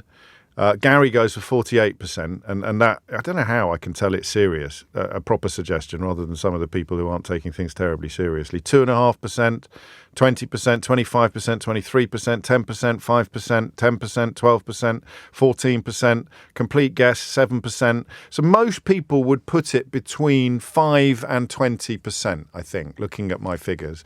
Probably that's a bit generous. Most people with outriders are going between let's say between 10 and 20%, I think. The correct figure is 25%. So most people underestimate. John and others have got it right. Most people underestimate. Ben thinks 44% of the population are ex-convicts. Mate, there's 25% of the population have a criminal record. That involves even someone who's just got a caution for shoplifting that hasn't expired yet. The prisons are full already. If 48% of the population had been in there at some point or another, we'd be in all sorts of trouble. So there it is. The figure is 25%, which we all thought was surprisingly high. Please don't read my name out, says this texter. I couldn't find work for 2 years after leaving prison. My current employer gave me a chance. That chance has turned into a decade of service in which I have felt a massive sense of gratitude and loyalty. This has remained unchanged over a decade later. My employer gave me not only a job, but also my self-respect. It's beautifully put. Tony's in Ealing. Tony, what made you pick up the phone? Well, it's been 3 years for me to get through to you. Do you know how many times I've called you and got knocked back? What do you mean knock back? We don't knock people back. It's just a very popular programme. It's a very popular programme, Tony. It would have been felt that you weren't completely appropriate for whatever discussion we were having that day, or there just wasn't room. To you for years. There wasn't enough room. There wasn't enough time for you. I'm not going to apologise for being the most popular phone-in host in town. That would be ridiculous. Go on. Don't spoil it. I'm very good, mate. How are you? I'm good. Well, my story is, I went on the ambulance service after coming out of prison. Gosh. Yeah, I joined the private ambulance service, and the guy that hired me, he just said, get on with it, keep your head down and get on with it. And that changed my life all the way. Like, so he knew. I take my hat off to him. You had to tell him? No, I did. I told him as many times as I messed up, he gave me as many chances as possible. And like, I learned so much from the ambulance service, like keeping calm, just helping people in general. Yes. Do you know what I mean? A lot of people come out of prison and they don't get that chance. Like, I've managed to drive in convoys with police and go into police stations and take people out of cells and handcuff them and drive them along after being handcuffed and being driven along to prison. Yeah. What opened that avenue? What opened that avenue? How did you end up even applying for a job in that field? Well, I lost a friend in a freak accident, and I was really upset about that. Yeah. So, my friend that was actually working for the ambulance service said, you know what, do you want to come and help? So I went. It's the only way I could kind of like get over what happened to him. Okay. That's interesting. So, and it went on for about 7-8 years. And then I went to work with autistic children. And then after that, I went to Royal Mail, Network Rail, then Royal Mail. And at all of those points, you have to declare your prison. No, I did. Yeah. I did. I wrote it all. Could they do a check? So it's more commonplace than we realise, perhaps. I mean, some companies have it as a distinct and deliberate policy, and this charity Regenerate is trying to sign up more and more companies to it. But of course, now that I listen to you, I realise that lots of companies will also be on a sort of ad hoc basis, on an applicant-by-applicant basis, will be perfectly open to the idea of hiring somebody who's served time in prison. Honesty is the best policy in these cases. Of course it is, because otherwise you're going to come a cropper potentially after getting your feet under the table. Can I ask what you were inside for? Nothing Jimmy Savile kind of way. More gangstery. Okay. That's an interesting distinction, Tony. So drugs were involved? No, more violence. More gangstery kind of way, but, okay. It's neither here nor there. Well, it is relevant to the next question that I'm going to ask, because if you hadn't been helped into the workplace in the way that you were, would there have been a risk of you returning to your old ways? I'm not going to lie to you, James, most definitely. Society, the way how society is now, it pushes you and it tests you. And, sometimes you need to really understand what the road is about. Yes. Do you understand? Survival. Yes. Do you know what I mean? Like, just to survive, basic survival. It's not all the time people want to go out and commit crime. If society dealt with them better, it wouldn't happen. Do you know what I mean? Of course I do. I mean, this is the rehabilitation argument in a nutshell, isn't it? As opposed to the recidivism, which kicks in if, the repeat offending that kicks in if people aren't given an opportunity to change their ways. Do you remember YTS? Yeah, of course. Yeah. Back in the day. Yes, I do actually. Right. I'll tell you why I giggled in a minute, but you finish first. Right. If the YTS scheme was still going on today, we'd have a lot more kids getting a lot more qualifications going straight into work. Yes. Do you understand? But because all of those schemes have been taken away, there's a lot of idleness on the road. Yes. You understand? And then a lot of judgment. I just need to explain to listeners that by on the road you mean in life. You're not talking about driving related specific issues. I'm familiar enough with the lingo to be able to recognise that. Seeing as you've been waiting so long to get on, I feel that you deserve some special treatment. So I'll treat you to one of my all-time anecdotes. I applied for a YTS in 1990. Do you know what I applied to be? No, I wouldn't. Maybe a radio presenter. Don't be ridiculous. Don't be ridiculous. I applied. I'll give you a clue. I applied for a youth trainee scheme at the West Midlands Safari Park. What, you wanted to work in the zoo? I wanted to be a sea lion trainer. No. Yeah, I went into the job centre. In Kidderminster after leaving school. Mine was painting and decorating and bricklaying. Yeah, you're such a lightweight, man. You need to dream. You need to dream, Tony. You've got to have a dream. And I went in because Mum and Dad were a bit annoyed for me A, getting expelled from school, and B, not getting out of bed. So I had to. They drove me to the job centre. I went in. You had to take the little postcards off the wall and take them to the desk, and it said sea lion trainer at West Midlands Safari Park. So I took it down. I went to the desk. I went to the safari park for a thing. I took my swimming trunks with me. I didn't actually get to swim with the sea lions because they explained what a YTS was, and it was only about 30 quid a week, wasn't it? Something like that. Whereas I got 100 quid a week. I got 100 quid a week working at River Island in Worcester. But I could have been. Think how different everything could have been, Tony, if I'd stuck with the sea lion training. Listen, James, I've got to go. So have I. Stay safe. I'll talk to you again. Was it worth the wait? That's the question. Annie's in Bromley. Annie, what made you pick up the phone? Hiya. So I'm coming at this from. I've got a couple of different angles on it. I bet you've never applied for a job as a sea lion trainer, have you? I haven't applied for a job as a sea lion trainer. That's true. Go on. I work for a voluntary sector organisation. Yes. We work with vulnerable adults. So the whole organisation, and my service as well specifically, we actually look for people with that lived experience. Wow. Because we believe that they have something additional to offer that someone who hasn't had that involvement in the criminal justice system doesn't have. What is it, do you think? An understanding of the prison system in itself, for a start. So understanding what you can do when you go into custody. No one helps you to look at your sentence plan, to understand what your risks are, how to reduce those risks, the courses that you can do, the jobs that you can do whilst you're there to help improve your life and improve your opportunity when you're released. Yeah. Wow. So you've got a better understanding of opportunity almost. Of how the system works, yes. Who you need to contact, how you're going to get the support that you might need both whilst you're in custody and when you're released. Wow. And just sometimes for someone who we support who might be coming out of prison, so we offer people appointments on the day after they're released from prison to continue any support that they've had in custody. We do the community side of it. Right. If we have someone that's in our service that can say, listen, mate, I was in custody. Yeah. This is what happened to me. As opposed to some... Look at what I'm doing now. Change is possible. And that's the powerful...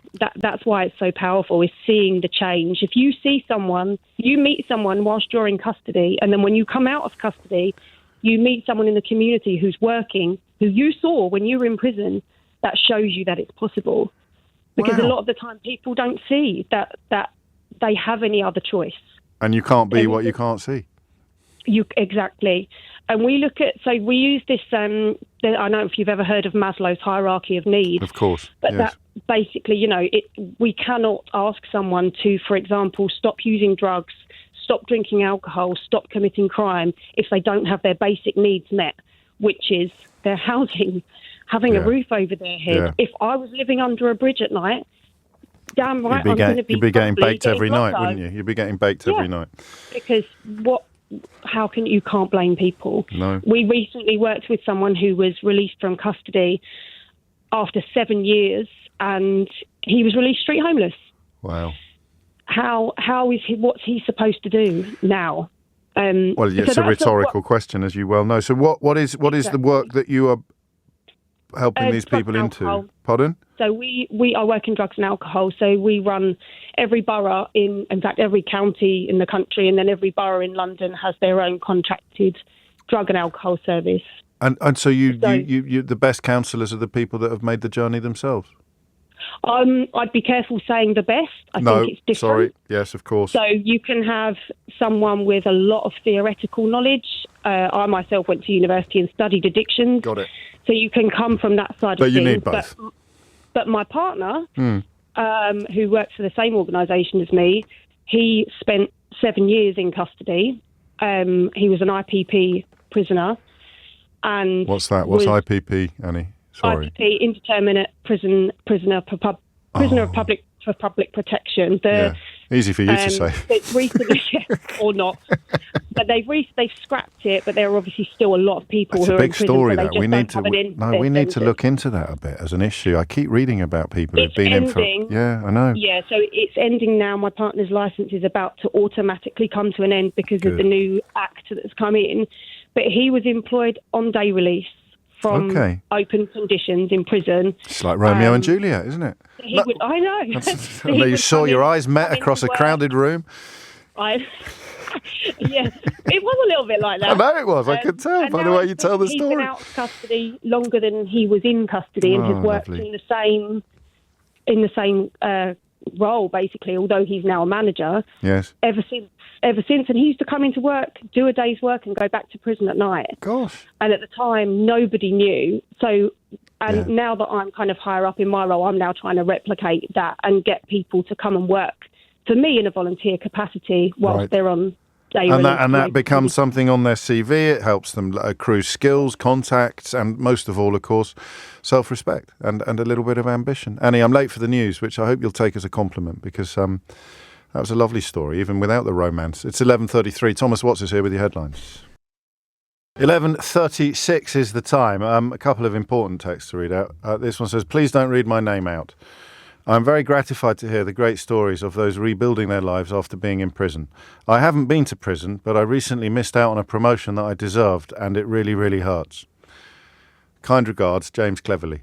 And this one is from Dan. Hi, James. You keep mentioning Timpsons and Green King as employers of reformed criminals. However, Reform Limited, the political party, have a great amount of convicted criminals working for them. Credit where credit's due. Well, they have a former prisoner, of course. I think 1 in 5 of Reform MPs have served time for beating up a British woman. I mention the nationality because they always do when they're pretending that it's important. But that's below the national... Oh, no, it's not. That's criminal record as opposed to actually being incarcerated for a vicious assault. Back to the question of employing former prisoners or indeed people with criminal records. And the other business in hand today, of course, is the shortlist for the new feature, which has been handed to me as the shortlist for the new feature, because the new feature hasn't got a name. How can you have a feature with a name? Well, that's what the shortlist is. It's a shortlist of potential names for the new feature. And the new feature will see me take a story that is being designed to enrage you and explain why you shouldn't get enraged.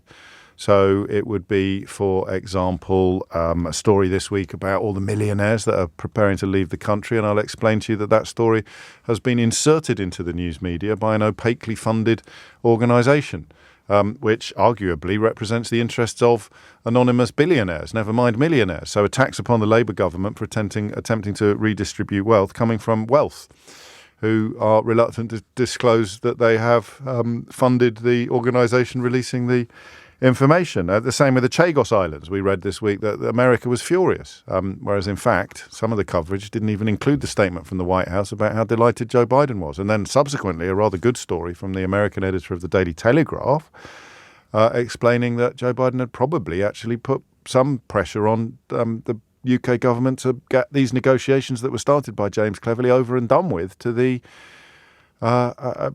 benefit of America. So that's the idea. And I've got a long list, and we've shortened it down to, this is the short list: missed information, guffbusters. That was probably the one that the most people actually suggested. We're going for the outliers, which is spelled Liars. That was from Jacqueline. So guffbusters, missed information. Lies in disguise is number 4, and there was one other one as well. I think the Pinocchio Papers was quite good as well from Jim. Do you like the Pinocchio Papers? Not really, no. Oh, the Daily Polygraph from Michael. That was it. I like the Pinocchio Papers. I'll stick that on the list as well. So you've got 6 to choose from. A new feature where I will explain how the kind of people in the media who were responsible for telling you that austerity was all Gordon Brown's fault. Brexit would be a brilliant idea. Liz Truss was an economic genius. Boris Johnson was not a very naughty boy, but actually the Messiah. And all the rest of it as well. All of those people trying to get you angry about something. European Convention of Human Rights. What do we want? Fewer rights. When do we want them? Now. I will pick through these stories as part of a new feature. What shall we call the feature? John suggests calm down, dear. Unless, of course, that's just advice that he's giving to me at the moment. Mind the Gap, Guffbusters, The Daily Polygraph, Lies in Disguise, Missed Information or Outliers. You can cast your votes now by texting 84850 or by WhatsApping 0345 6060 973. OK? Lewis is in Liverpool to steer us back to criminal records. Lewis, what would you like to say? Hi, James. You okay? All good, mate. What's on your mind? So, this goes back over 20 years ago when I was a different person. Okay. I want to say that before I continue. Of course. And I got in trouble for drugs. Right. Now, it was just cannabis, but I'm not justifying it. Now, long story short of it is I used my criminal record in interviews when I didn't want a job. And what I would do is... Well, here's a twist. Here's an unexpected twist in the tale. Right. And as I say, but it has got a happy ending. I'll explain it to you. Go on. So I was getting benefits and I had to have an interview at a certain burger restaurant. Yes. I'm not going to name the name. Okay. Now, I went and... instead of it just being a manager, I had one of the senior managers or the higher-up managers who come from America for whatever reason on this particular day was doing normal manager's work, or ground floor, whatever it was. Go on. So, okay, so I was talking to him and I said, well, listen, I really want the job, but there's a problem. And he's like, well, gee, son, what's your problem? I feel like, I've got a criminal record. He was Welsh, was he? He was Welsh. Go on. So... I said, I can't get work here. He goes, why? He goes, well, I've got a criminal record. What for? I said, well, cannabis, essentially. Yeah. And he brought me out from the restaurant and said, everybody, stop what you're doing. And the customer stopped. Everybody looked at me. And he said, today I have met an honest gentleman. Son, the job's yours. Really? And, that's lovely. Yeah, and then years later, I worked up to senior management. I don't work there anymore, but it just... But you didn't want the job, is that right? You told him that... Well, I didn't want the job, no. However, it all worked out. The reality was I got the job. So they offered me the job. They told the dole, so I had to work there. Yes, there's a different world. A different way. I mean, this is in the days where you could actually survive on the combination of dole and housing benefit or income support. Well, I mean, that's a discussion for. I don't really want to discuss that, but it was a little bit different. As I say, it was just over 20 years ago. And that is it. So that one person, you didn't serve time inside, did you, for cannabis even then? Or did you? So we're talking quite large quantities then. We're not just talking about a crafty smoke around the back of the bike sheds. I was addicted to it. You see, I think a lot of people all right, I'm not saying everybody's different, and a lot of people sort of think that you can't get addicted. You can. You can become dependent, certainly. I don't know. And a chemical addiction as well, of course. Well, you do become mentally addicted to it. You can do. Yeah, but not everybody does, but some people do. Which is why Cannabis Anonymous exists. But anyway, we are, as you say, veering away from the original territory. If that person hadn't taken a punt on you, then your life could have gone in entirely the wrong direction. And I think probably for the best, not at the moment hearing stories from employers who gave someone a chance and lived to regret it. That I don't know that is necessarily a fruitful avenue to go down. Lewis, stay safe. We'll talk again. Pratap is in Islington. Pratap, what would you like to say? Oh, hi, James. Nice to speak to you again. Likewise.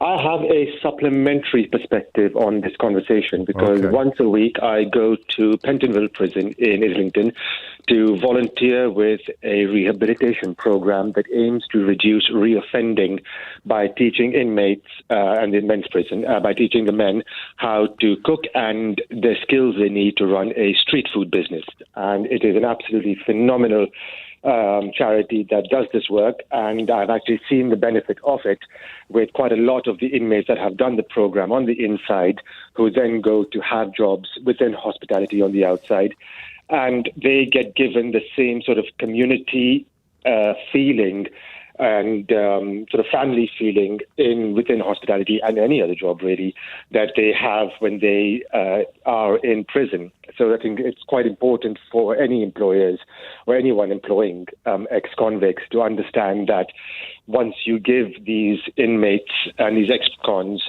some sort of purpose in life and a belonging, they are much less likely to reoffend. How did you get into that? So I'm a chef by my training. And I remember. And I think it was just wanting to, came a point in my life, I was just wanting to work once again with sort of young people to train, to inspire, to teach them, but also at the same time wanting to do something in the charity sector. So it was a toss-up between either doing community cooking for children, but then I met somebody who said that she knew the lady who runs this program, and I should go and have a chat with her. So it kind of all fit into place. That's lovely. Thank you. A lovely little sort of punctuation mark in the whole conversation as well. I mean, that idea, I think that it's always that psychological inability to recognise the path not taken for people. I mean, how bad would your life have to be before you got tempted by criminality? That sounds like a rubbish poem, doesn't it?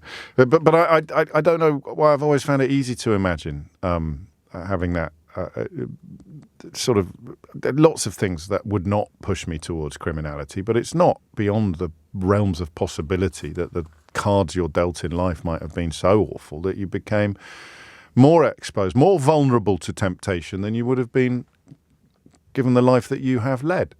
So that idea that you don't help people because they're sort of irredeemable is really dangerous. My friend Natasha's been in touch to remind us that hospitality is a wonderful career. It really is. And probably in more than any other field, you get the proper joy of customer satisfaction as well. 11:46 is the time. 11:49 is the time. You are listening to James O'Brien on LBC. You may have heard me on probably 3, 4, maybe 5 occasions over the course of the last 20 years tell guests in the studio that they must come back whenever they want to enlist whatever help we can offer with their cause. And actually one of the people that has just joined me in the studio was present at a very special event recently when we were celebrating the release of Vladimir Karamurza from a Russian jail. And one of the lawyers involved in Vladimir's cases is also involved in the case of Jimmy Lai, who you will know is a pro-democracy campaigner and media entrepreneur who's been held in a high-security prison in Hong Kong since 2020 and whose son, Sebastian, remains a tireless campaigner for his relief. Sebastian joins me now alongside Keelan Gallagher, KC, who is the lawyer to whom I refer. And, it's a weird one, Seb, because I'm pleased to see you, but I wish you weren't here, if you follow my meaning. Yeah, in that sense, likewise. Thanks again for having me and for covering my father's story. So the news is that Amnesty, so there's good news and bad news today. There's the international recognition that may help and some problems domestically that we'll move on to shortly. But your dad has been recognised as an international prisoner of conscience by Amnesty International. Yeah, which is, we're very glad that that's happened. As I mentioned before, a lot of different states have called out for his release already, including, US, Canadian parliaments, European parliaments, and the UK government as well. But it's the case is very urgent because, unfortunately, one of the bad news is that his health has gotten quite a bit worse. I'm sorry. Since last time we spoke, and he's turning 77 soon, and you imagine 77-year-old in solitary confinement for almost 4 years now in a cell by himself. In Hong Kong, where the weather could go up to 40 degrees, and he's baking in there sometimes. And what do you rely on for your information? How open is that line of communication about his health, about his general welfare? So actually, he was too sick to go to court. Right. On one of the occasions. obviously the news about the solitary confinement came out in Associated Press post when they managed to capture pictures of him exercising for the 15 minutes a day when he gets to exercise. For people who listen to this programme and know that we are sometimes a little bit susceptible to holding grudges against politicians, this field of prisoners of conscience, of good people being locked up by bad regimes, is one of those areas where you have to leave any political allegiances at the door. For example, I know that Ian Duncan Smith has been a really big supporter of your dad's case, of your dad's cause, and it's very important to give credit where credit is due. And as we saw with Vladimir Keelan, Bill Browder, who was one of the key architects of that campaign, will break bread with absolutely anybody that he thinks can help in these cases. Am I wrong to be surprised that David Lammy has not yet met with Sebastian or with you about this, when previous holders of that office had done? So first thing to say, of course, is that this is not a party political issue. Precisely. The support we have... David Cameron as well has been active in Vladimir's case. And I imagine there's not many topics on which Ian Duncan Smith and Baroness Helena Kennedy agree. Correct. But certainly this issue is one. And we find the same, for example, the Canadian Parliament, every single MP, every single senator unanimously voted for a resolution saying that Jimmy Lai should be immediately and unconditionally released. In the US, our supporters include people like Nancy Pelosi and Ted Cruz. Again, the overlapping bit of the Venn diagram is quite limited there, but on this issue they all agree. So we very much don't want this to be a party political issue.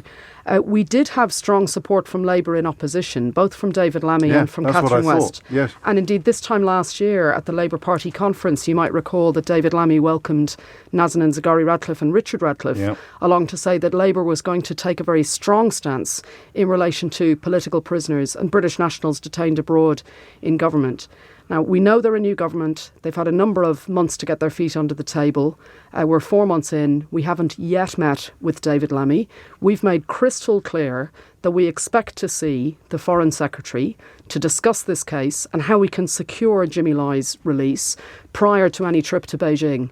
And of course, we saw reports last night suggesting that the Foreign Secretary may be travelling to Beijing as early as next week.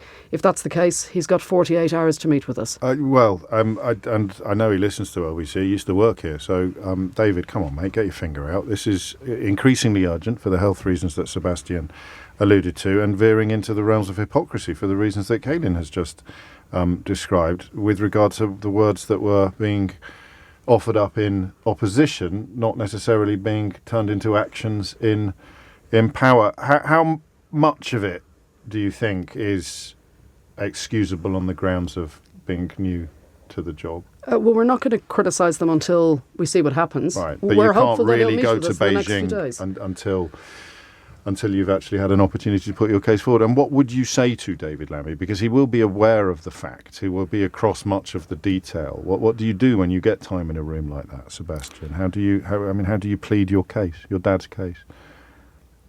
It's about saving my father. My father will die in prison if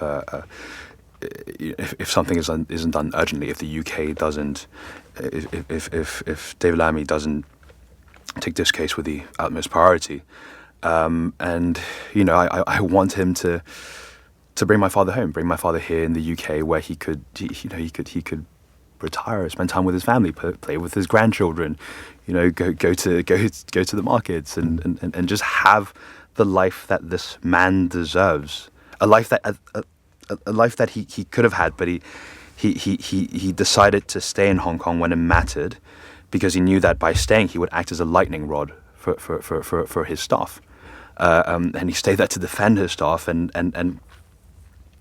now I really wish David Lammy defends him and helps him come back.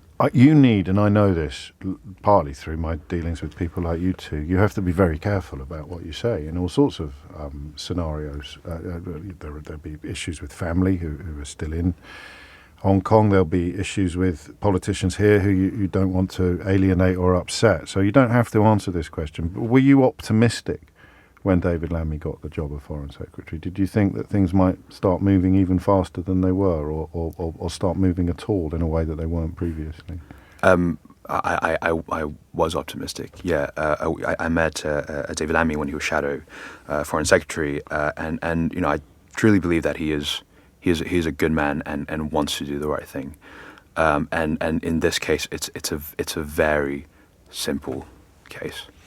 And it goes back, of course, the Amnesty International decision today goes back to 1961. It's probably worth reminding us of what they define a prisoner of conscience as: any person imprisoned or otherwise physically restricted, like house arrest, solely because of his or her political, religious or other conscientiously held beliefs, their ethnic origin, sex, colour, language, national or social origin, economic status, birth, sexual orientation or other status, and who has not used violence or advocated violence or hatred. Amnesty is dedicated to the immediate and unconditional release of all prisoners of conscience. Have you had any explanation from the Foreign Office for the silence?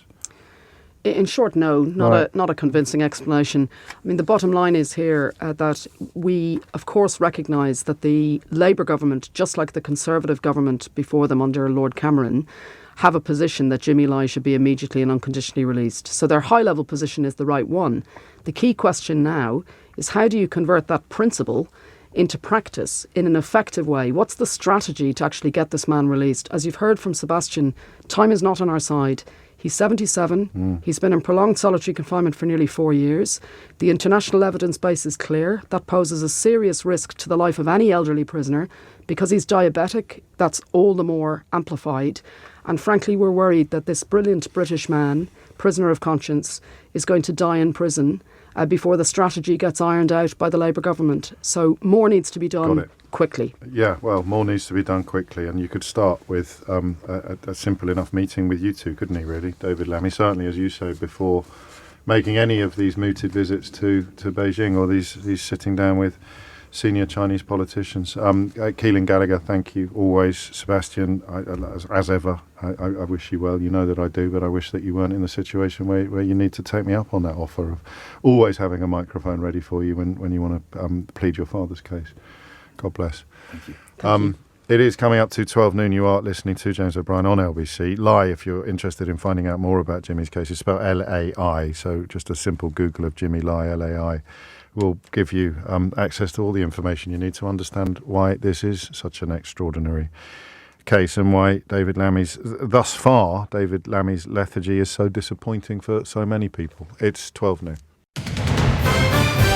This is LBC from Global, leading Britain's conversation. Mystery Hour with James O'Brien.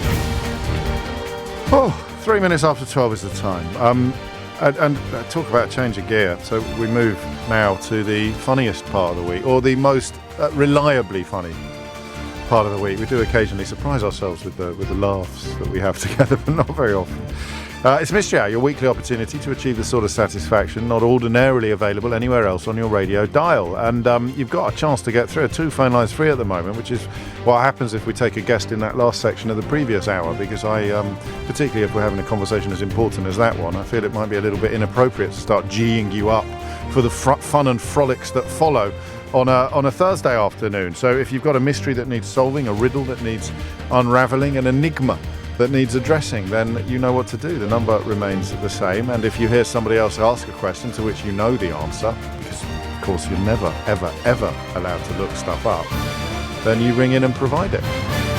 My favourite contribution of the day will win a Mystery Hour board game, which is a lovely bit of kit.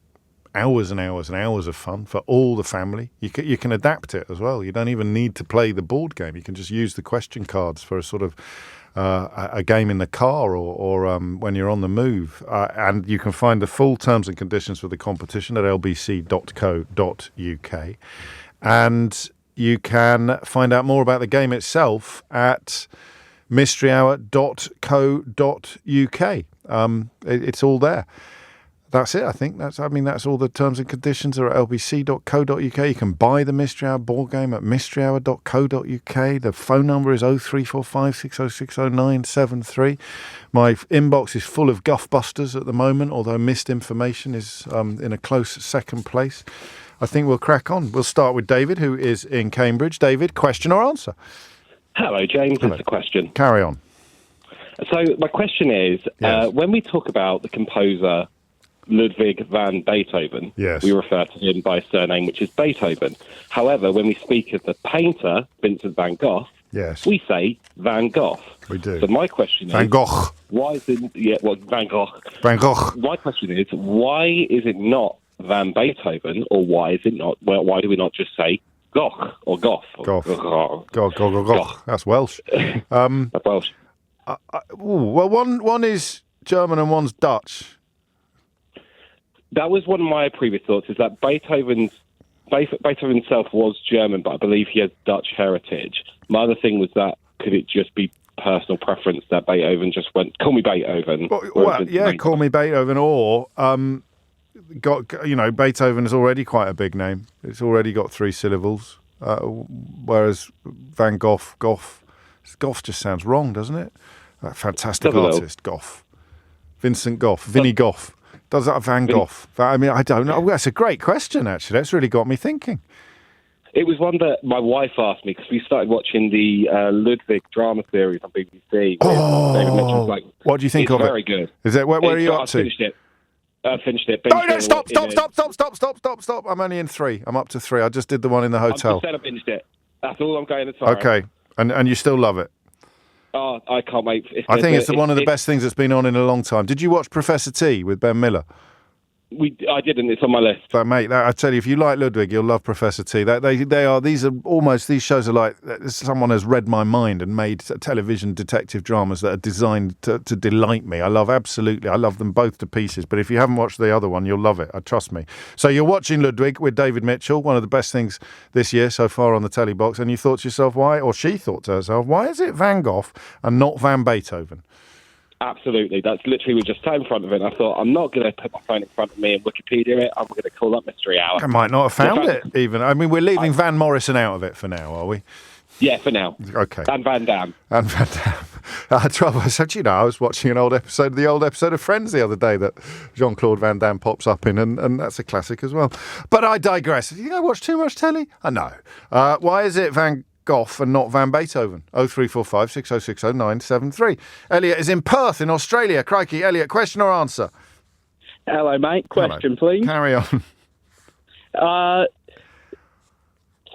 Can you redonate an organ that's been donated to you? I wouldn't have thought so. I mean, technically you might be able to try, but I can't imagine the circumstance would ever arise where you needed to. Can you? Yeah, I'm thinking it probably would get a bit, not messed up in the transition. But the amount of drugs and stuff that you need to take in order to accommodate you. So has anyone, has the same organ ever been in 3 people, is what you're asking? Yeah. I need to rephrase that. I need to rephrase that But part of me thinks, surely not. Surely that can't happen. But then another part of me thinks, medicine, it's proper good nowadays. And I guess the same organ ever been transplanted really twice? Up. That's the phrase we're looking for. I very much doubt it. And then we've got that. No, stop it now. That's enough. And and then all right. Has the same organ ever been transplanted twice? And if not, would it even be possible? 0345 60 60973. Thank you. A filthy mind, the lot of you. Absolutely disgusting. That's just vile. James is in Southampton. James, question or answer? Question for you, James. Carry on. I was going to ask this on election day, but I was terrified of setting off your purder paranoia. Oh, thank you for not doing that. Yes. That's something different that day. Yes. So when a general election is called and Parliament is dissolved for 5 weeks, I believe. Yes. What do all the House of Commons staff do for those 5 weeks? So you've got the clerks who sit in front of the Speaker, Black Rod, all those kind of people that work in the Palace of Westminster. They can't just be given annual leave. 5 weeks off, because otherwise during that period, we didn't have general elections. It's just the Tories couldn't sort themselves out, could they? So that, no, I mean, there'll be some jobs that need to be doing. So the tourists are still visiting, aren't they? And things like that. So I suppose, yeah. You need to keep it open. The MPs might still be in their offices doing constituency work. No, possibly, yeah. I don't want to have worried to go down some rabbit hole and set off the right-wing nutcases. I know they're doing nothing at the taxpayer's expense for 5 weeks. Well, I think the left wing would be perfectly entitled to be cross about that as well, were it true. Yeah. But we shall. So what happens when they call a general election? You get 5 weeks. Parliament is dissolved for 5 weeks. What do the people who work there all the time, as in the people who don't need to be elected to do their jobs, what do they do during that period? Can't be a holiday, surely not. They get recess, don't they?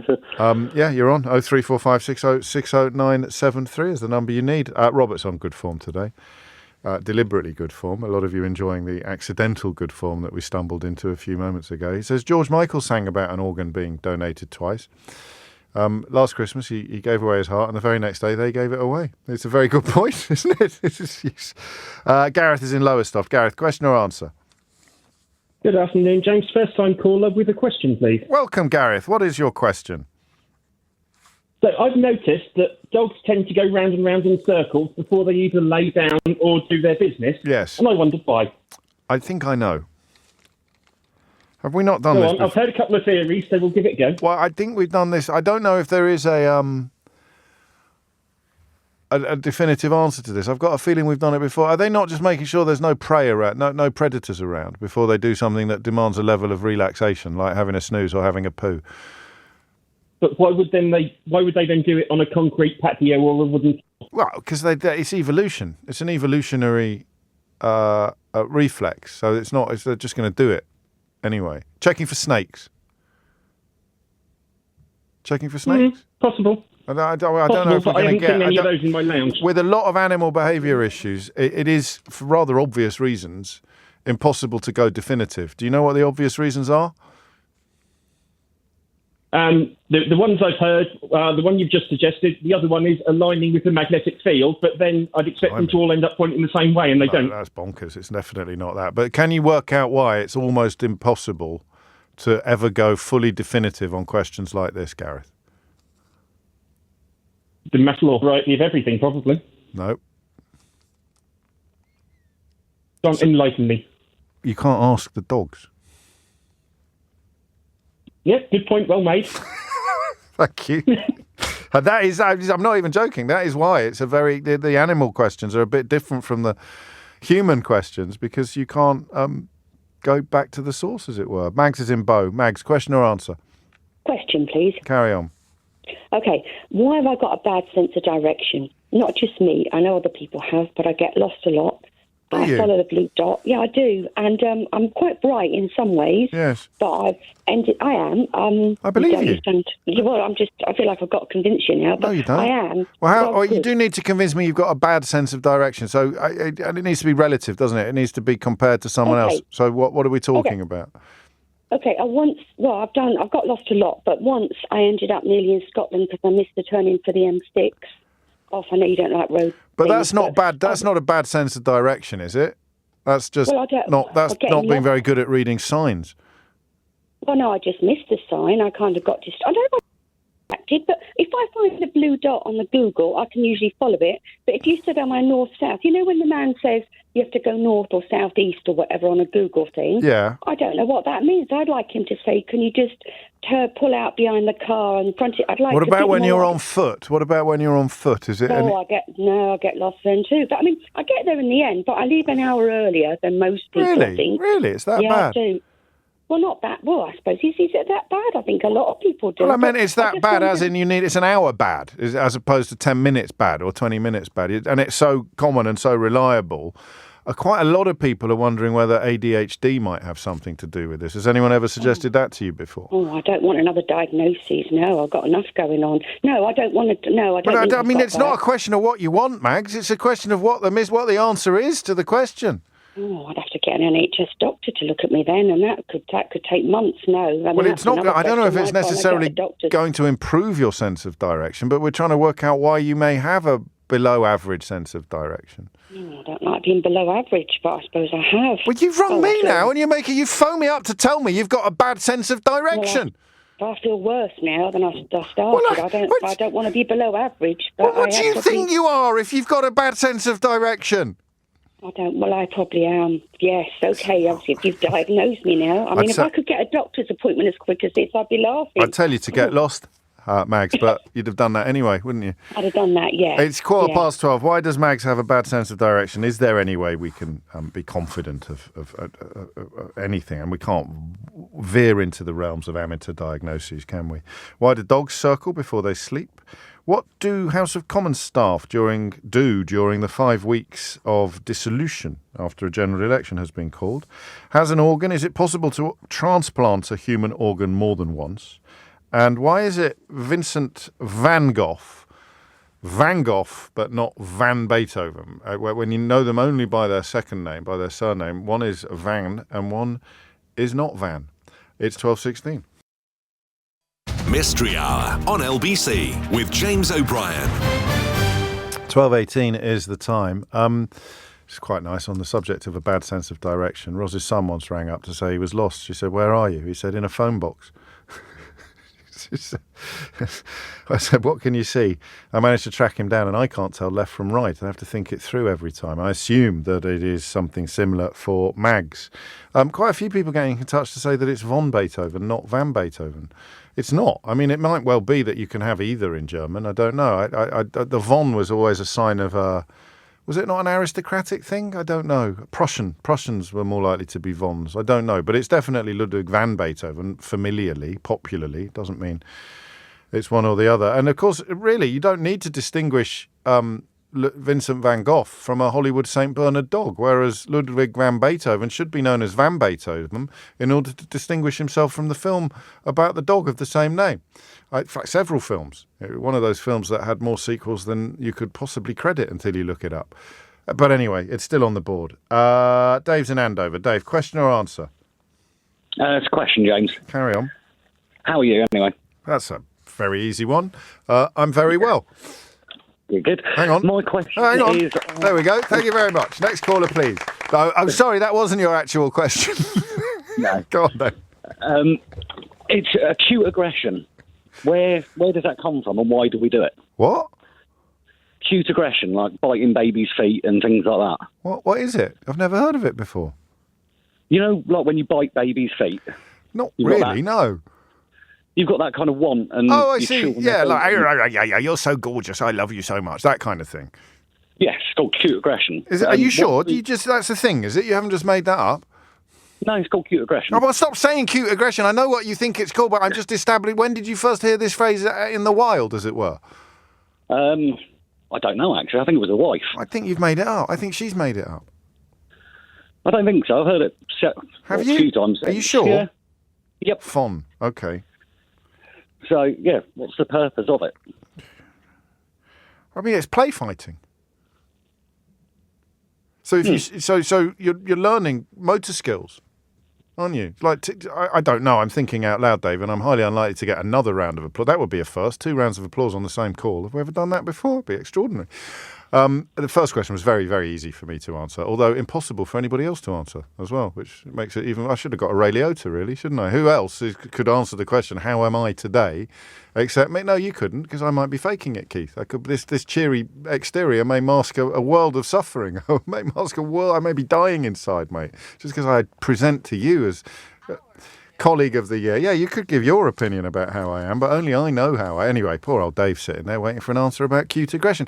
You see fox cubs or puppy fighting with each other and indeed with a parent. There was some beautiful footage on one of my algorithms the other day of a bear playing with their cub, and that they're kind of teaching them how to fight in the wild, aren't they? How to respond in the wild. I bet it's the same thing.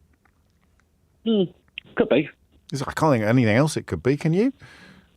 No, that's it. With babies, it doesn't. Make sense. It does, because you're sort of teaching them to push you off and you know, and to play to respond. And also, it's the early stages of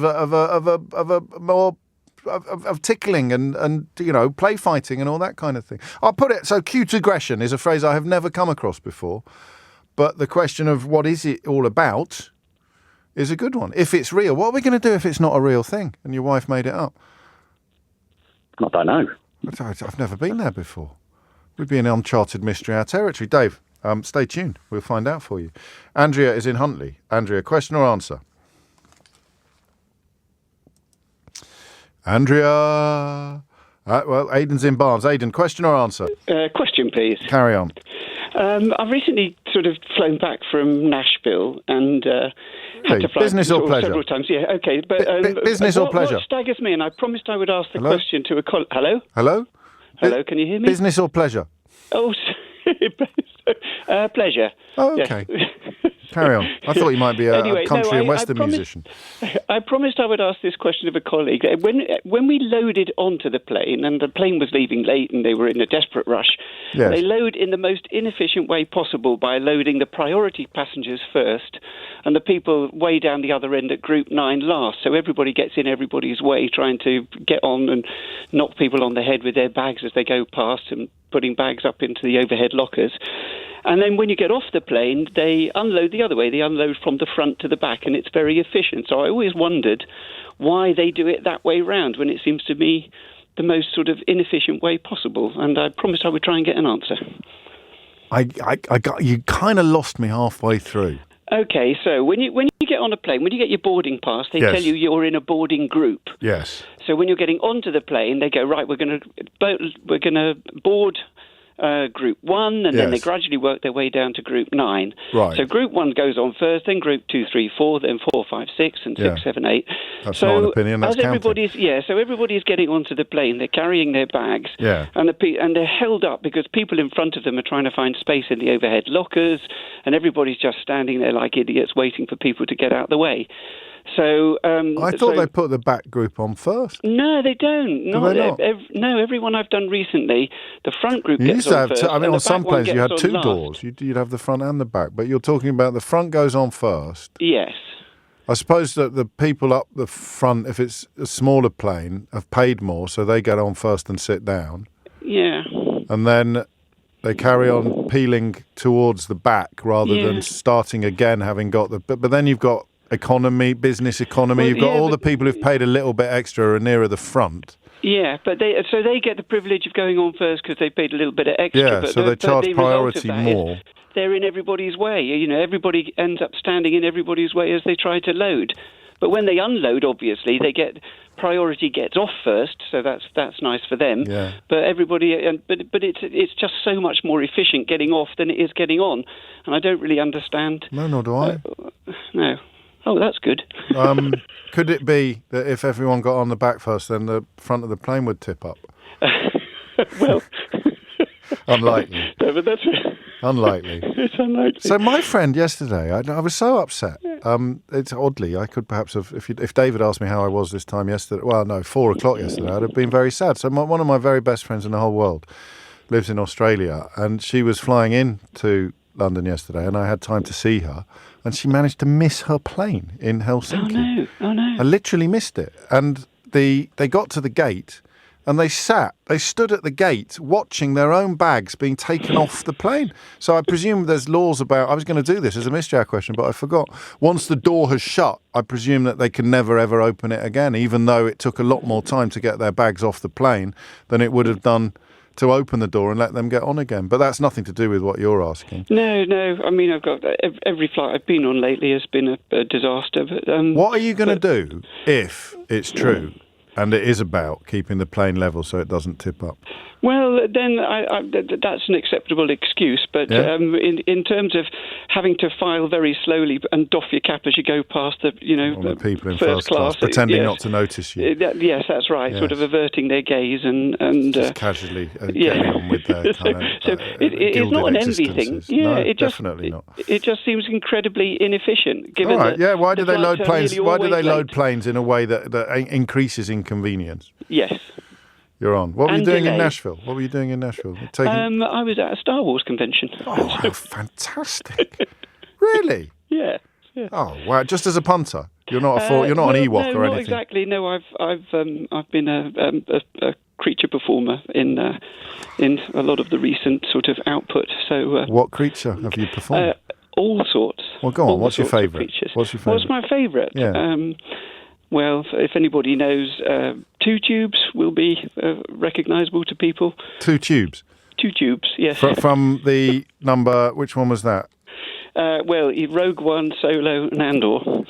That's a bit, I mean, you look not unlike a sand person, but more militaristic. Yes. With the two spiky things coming out. The two spiky things coming out of your ears. Are they the tubes? Yeah, well, they are the two. Because there's tusks as well. There's the tube coming out of your chin.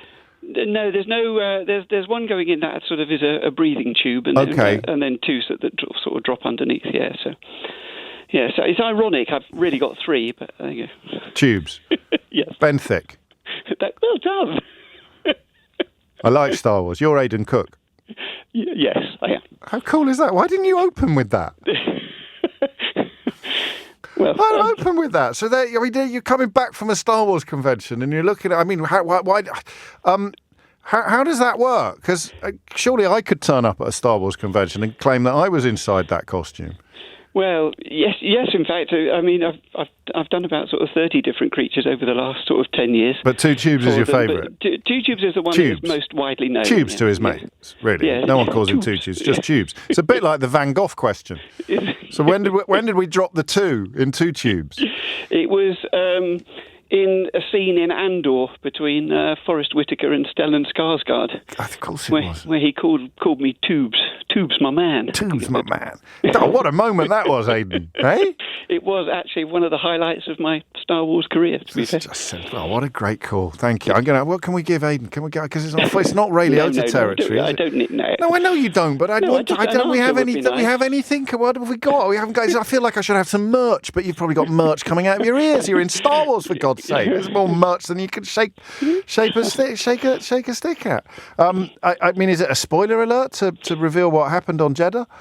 Well, I survived, actually. I'm the only one to survive Jeddah, so you can. My story continues in the Star Wars comics. There's the spoiler. Oh, does it really? Yeah. This is fantastic. Have a round of applause, anyway. You're really kind. Oh, I'm not. I should have something a lot more impressive than that for Tubes. My man, Tubes. 29 minutes after 12 is the time. I've completely forgotten what the question was. I was so excited. Aeroplanes. Why do they load aeroplanes in such a sort of illogical way? And I'm going to write his real name now, Aidan. I can't just put Tubes or Edrio. Was it Edrio? Is it Edrio Two Tubes? It was my brother. That's your brother. That's my brother. That's my brother from a. In the shimmer of fragrances, when promises are made, golden hues whisper in the guardian's shade, under desert skies, where the sun's fire glows, red sands gleam, and golden flows, a vow is held in the heart's embrace, guardians of time cannot erase.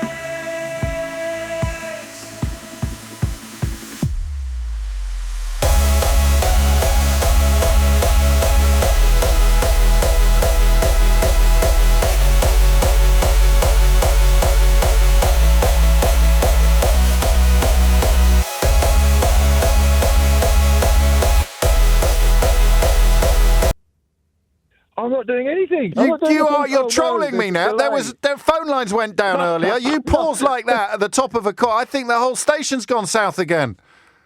Is it still pausing now? Yes. I'm running down the road now to see if it changes the signal. Well, pay attention. No. Question or answer? Answer. I'm going to kill you now. You did that one on purpose. What? I don't understand what's happening. Go on then. What's your answer? Which one? What have you got? So for the dogs turning round before they lay down. It's actually going to go now, and it is, and I'm going to think you're teasing me, and you won't be teasing me. The switchboard would have failed again. But anyway, yeah, why do dogs turn around before they lie down? So it's instinctual from... Oh, what? I mean, I can't do this if you're laughing. No, you've got a delay. There's a genuine delay on the line, but it's killing me. I'll shut up, all right? Is that what you're asking? Okay. All right. Okay. Go on. So instinctually, from back in the day, they would have spun around. They would have dug a hole in the snow before they went to sleep. They would have weed in the hole and then walked around several times inside it to warm up the hole, and then they would sleep in that. And that's all it is. It's instinct. They can't get it out of their system. Because every dog has got a little bit of wolf still in them. Oh, so it comes from the tundra?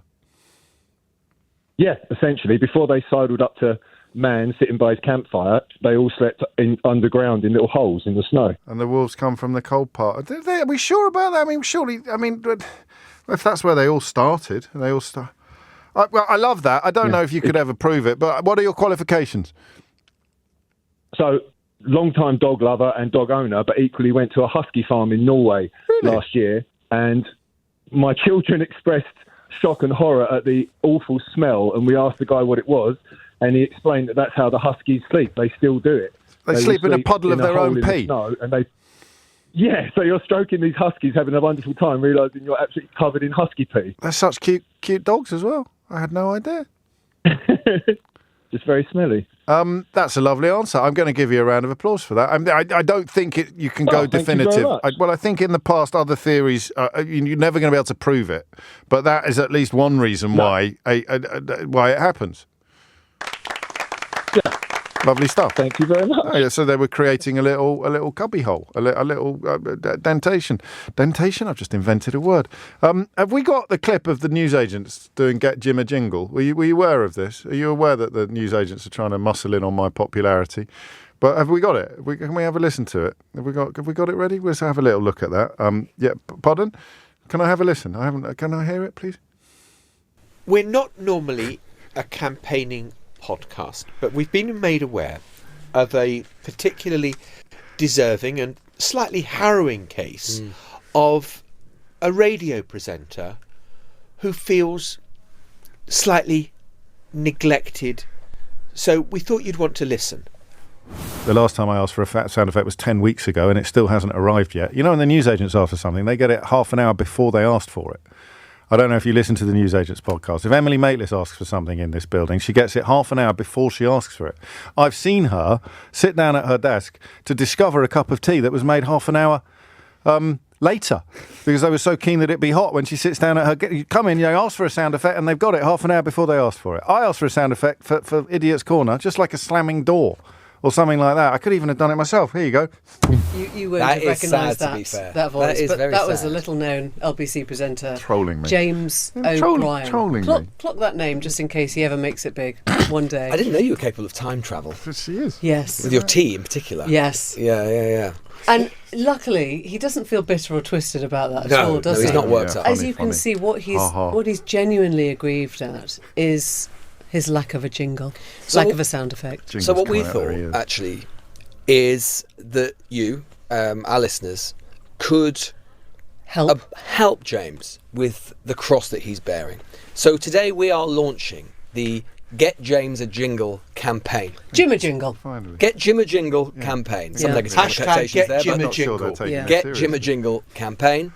And we're asking you, our newsagents listeners, to create a series of jingles for Jim, to use. I mean, on we've his said show. jingle. It could be, as you've heard, any sound effect. So just send him a sound effect. And maybe We'll one probably day offer he'll to stop pledge- complaining. Yeah, he's going to pledge to play all of your sound effects on his show over the coming days. Newsagents@global.com. Yeah. I just want a noise that I can play when I put someone in Idiot's Corner. I don't even need a jingle. They're not fair. That's all very funny and everything.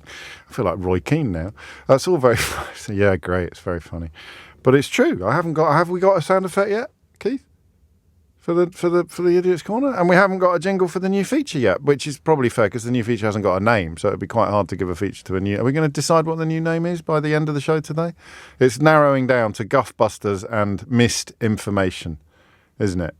So we'll probably get a vote on. We may do a vote on that. But anyway, thank you. You must listen to the newsagents. It's brilliant. Don't take that as representative. Andrea's in Huntley. Andrea, question or answer? Question, please, James. Carry on, Andrea.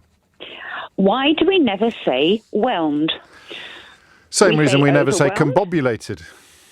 Well, we say that quite a lot. No, we don't. We say discombobulated. We say discombobulated. Yeah, we never say combobulated, yeah, we do we? No, but we never say whelmed, and I read a lot, and I've never even read it. We always say overwhelmed or underwhelmed. If anybody, let's between us, are you a big reader? Do you like reading? Yeah, I love reading. If we had to pick an author who may well have actually, precisely because it isn't, we don't think a proper word, the author who might well have had a crack at using it, who would you pick? I know who I'd pick. Probably Jane Austen or Charles Dickens. I'd have gone P.G. Wodehouse. Oh. Because it would be the joke, wouldn't it? That would be the joke. Yes, of course. I am whelmed. Mr. Wooster, I'm profoundly whelmed. I'm completely whelmed. I'm completely whelmed by your antics. we say underwhelmed. Yeah. And we say overwhelmed. We never say whelmed. But we never say whelmed. I've got a feeling that we used to say whelmed. And it came to mean overwhelmed. And that they actually mean the same thing. But it's only when we started talking about being underwhelmed that whelmed evolved into overwhelmed. But I don't know. Possibly, yes, because underwhelmed is fairly recent. I presume it is. Yeah. There's other examples of this, isn't there, where you only have one side of the word, and you don't. I had one on my crossword actually. No, I had one on spelling bee this morning when there was a word that you had.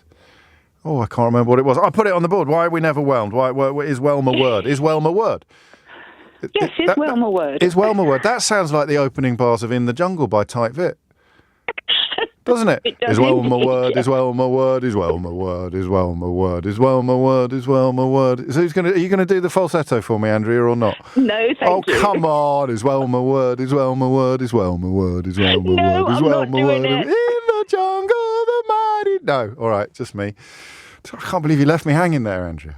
12:41 is the time. Robert's at Heathrow. Robert, question or answer? It's an answer, James. You'd have done the falsetto for me, wouldn't you, Robert? No, I'm a bass. I'm definitely a bass, I'm afraid, James. I'm sorry. But, is Whelm a word? Is Whelm a word? You. Carry on. What's your answer? Well, it's quite simple. They load...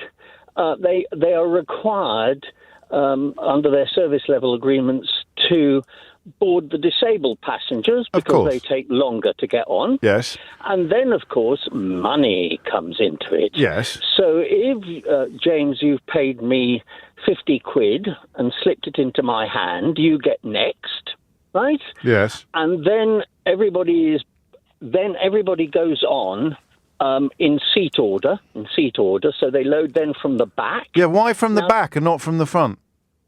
Because they've got further to go, and should be nobody. If you load from the front, there's going to be loads of people trying to put their bags in the overhead locker.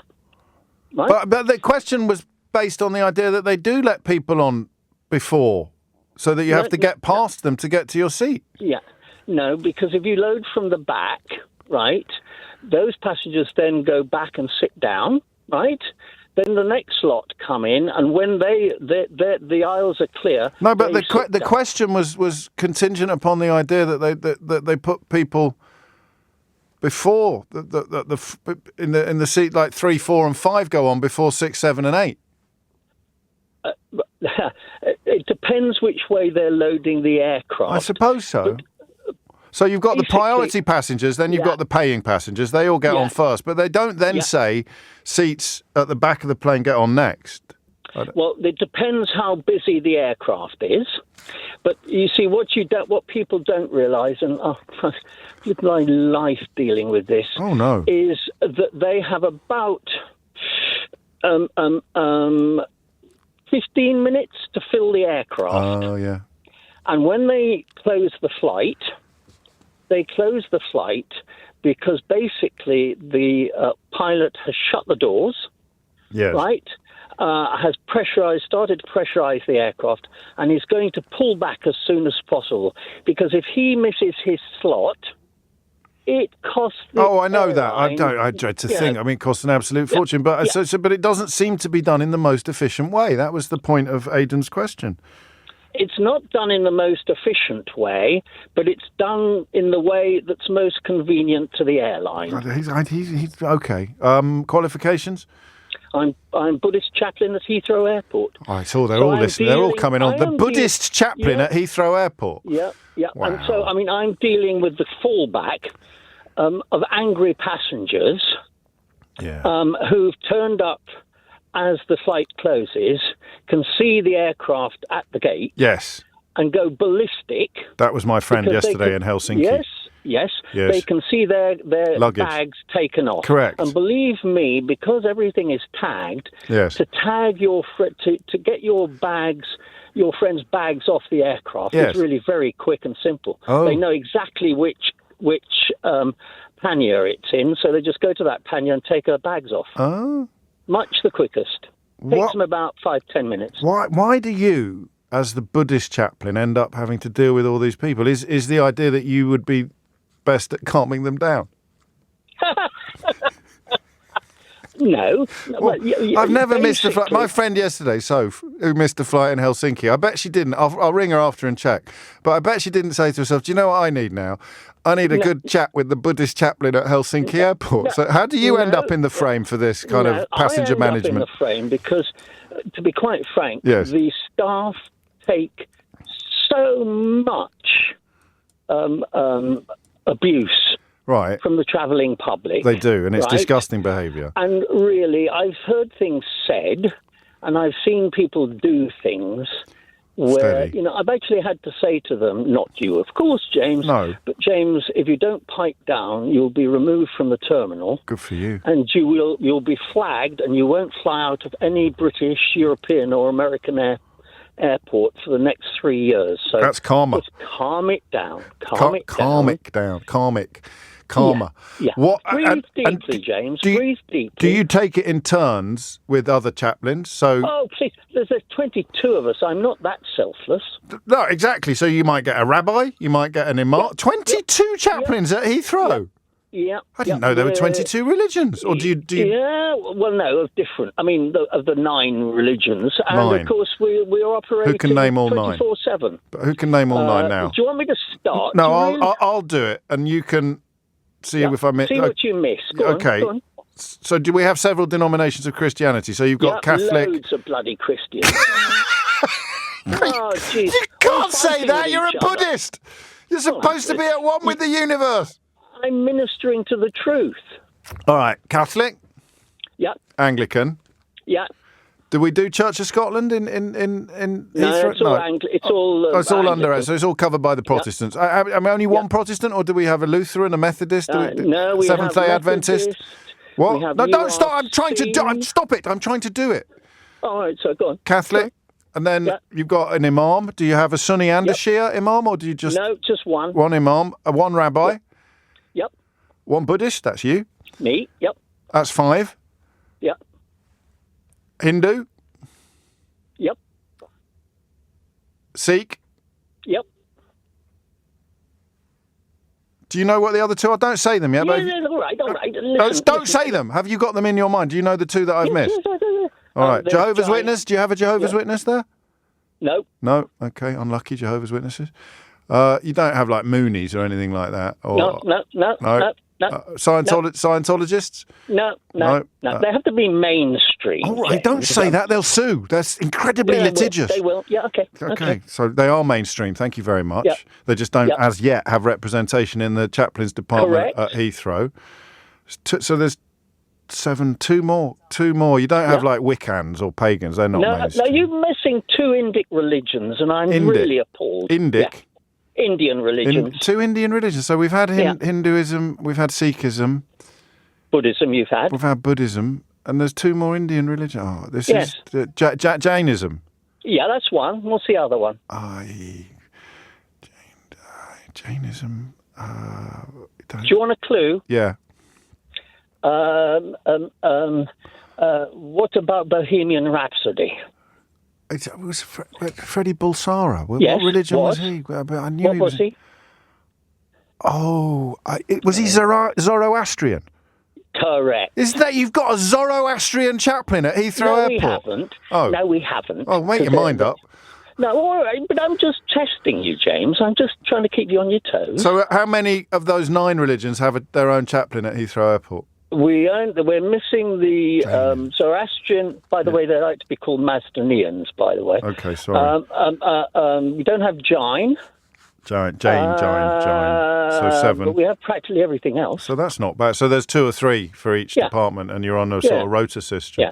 Yeah. I mean, the only problem is that you can't choose. I mean, whoever's on duty gets called. Well, if only the world was like that.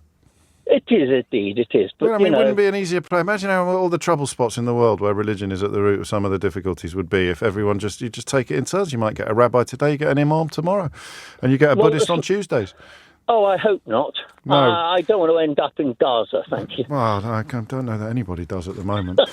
Robert, stay safe, mate, and have a round of applause. That's an extraordinary answer. Thank you so much, James. Lovely to speak to you. Well, likewise, and go carefully. That was a lot of unexpected territory covered there. It's 10-1. Mystery Hour on LBC with James O'Brien. 12:53 is the time. Questions that still need answers. Van Beethoven and Van Gogh. Why does only one have a van? Can you transport the same organ twice? What do the workers at the House of Commons do during the weeks that that Parliament is dissolved prior to a general election? Why does Mags have such a bad sense of direction?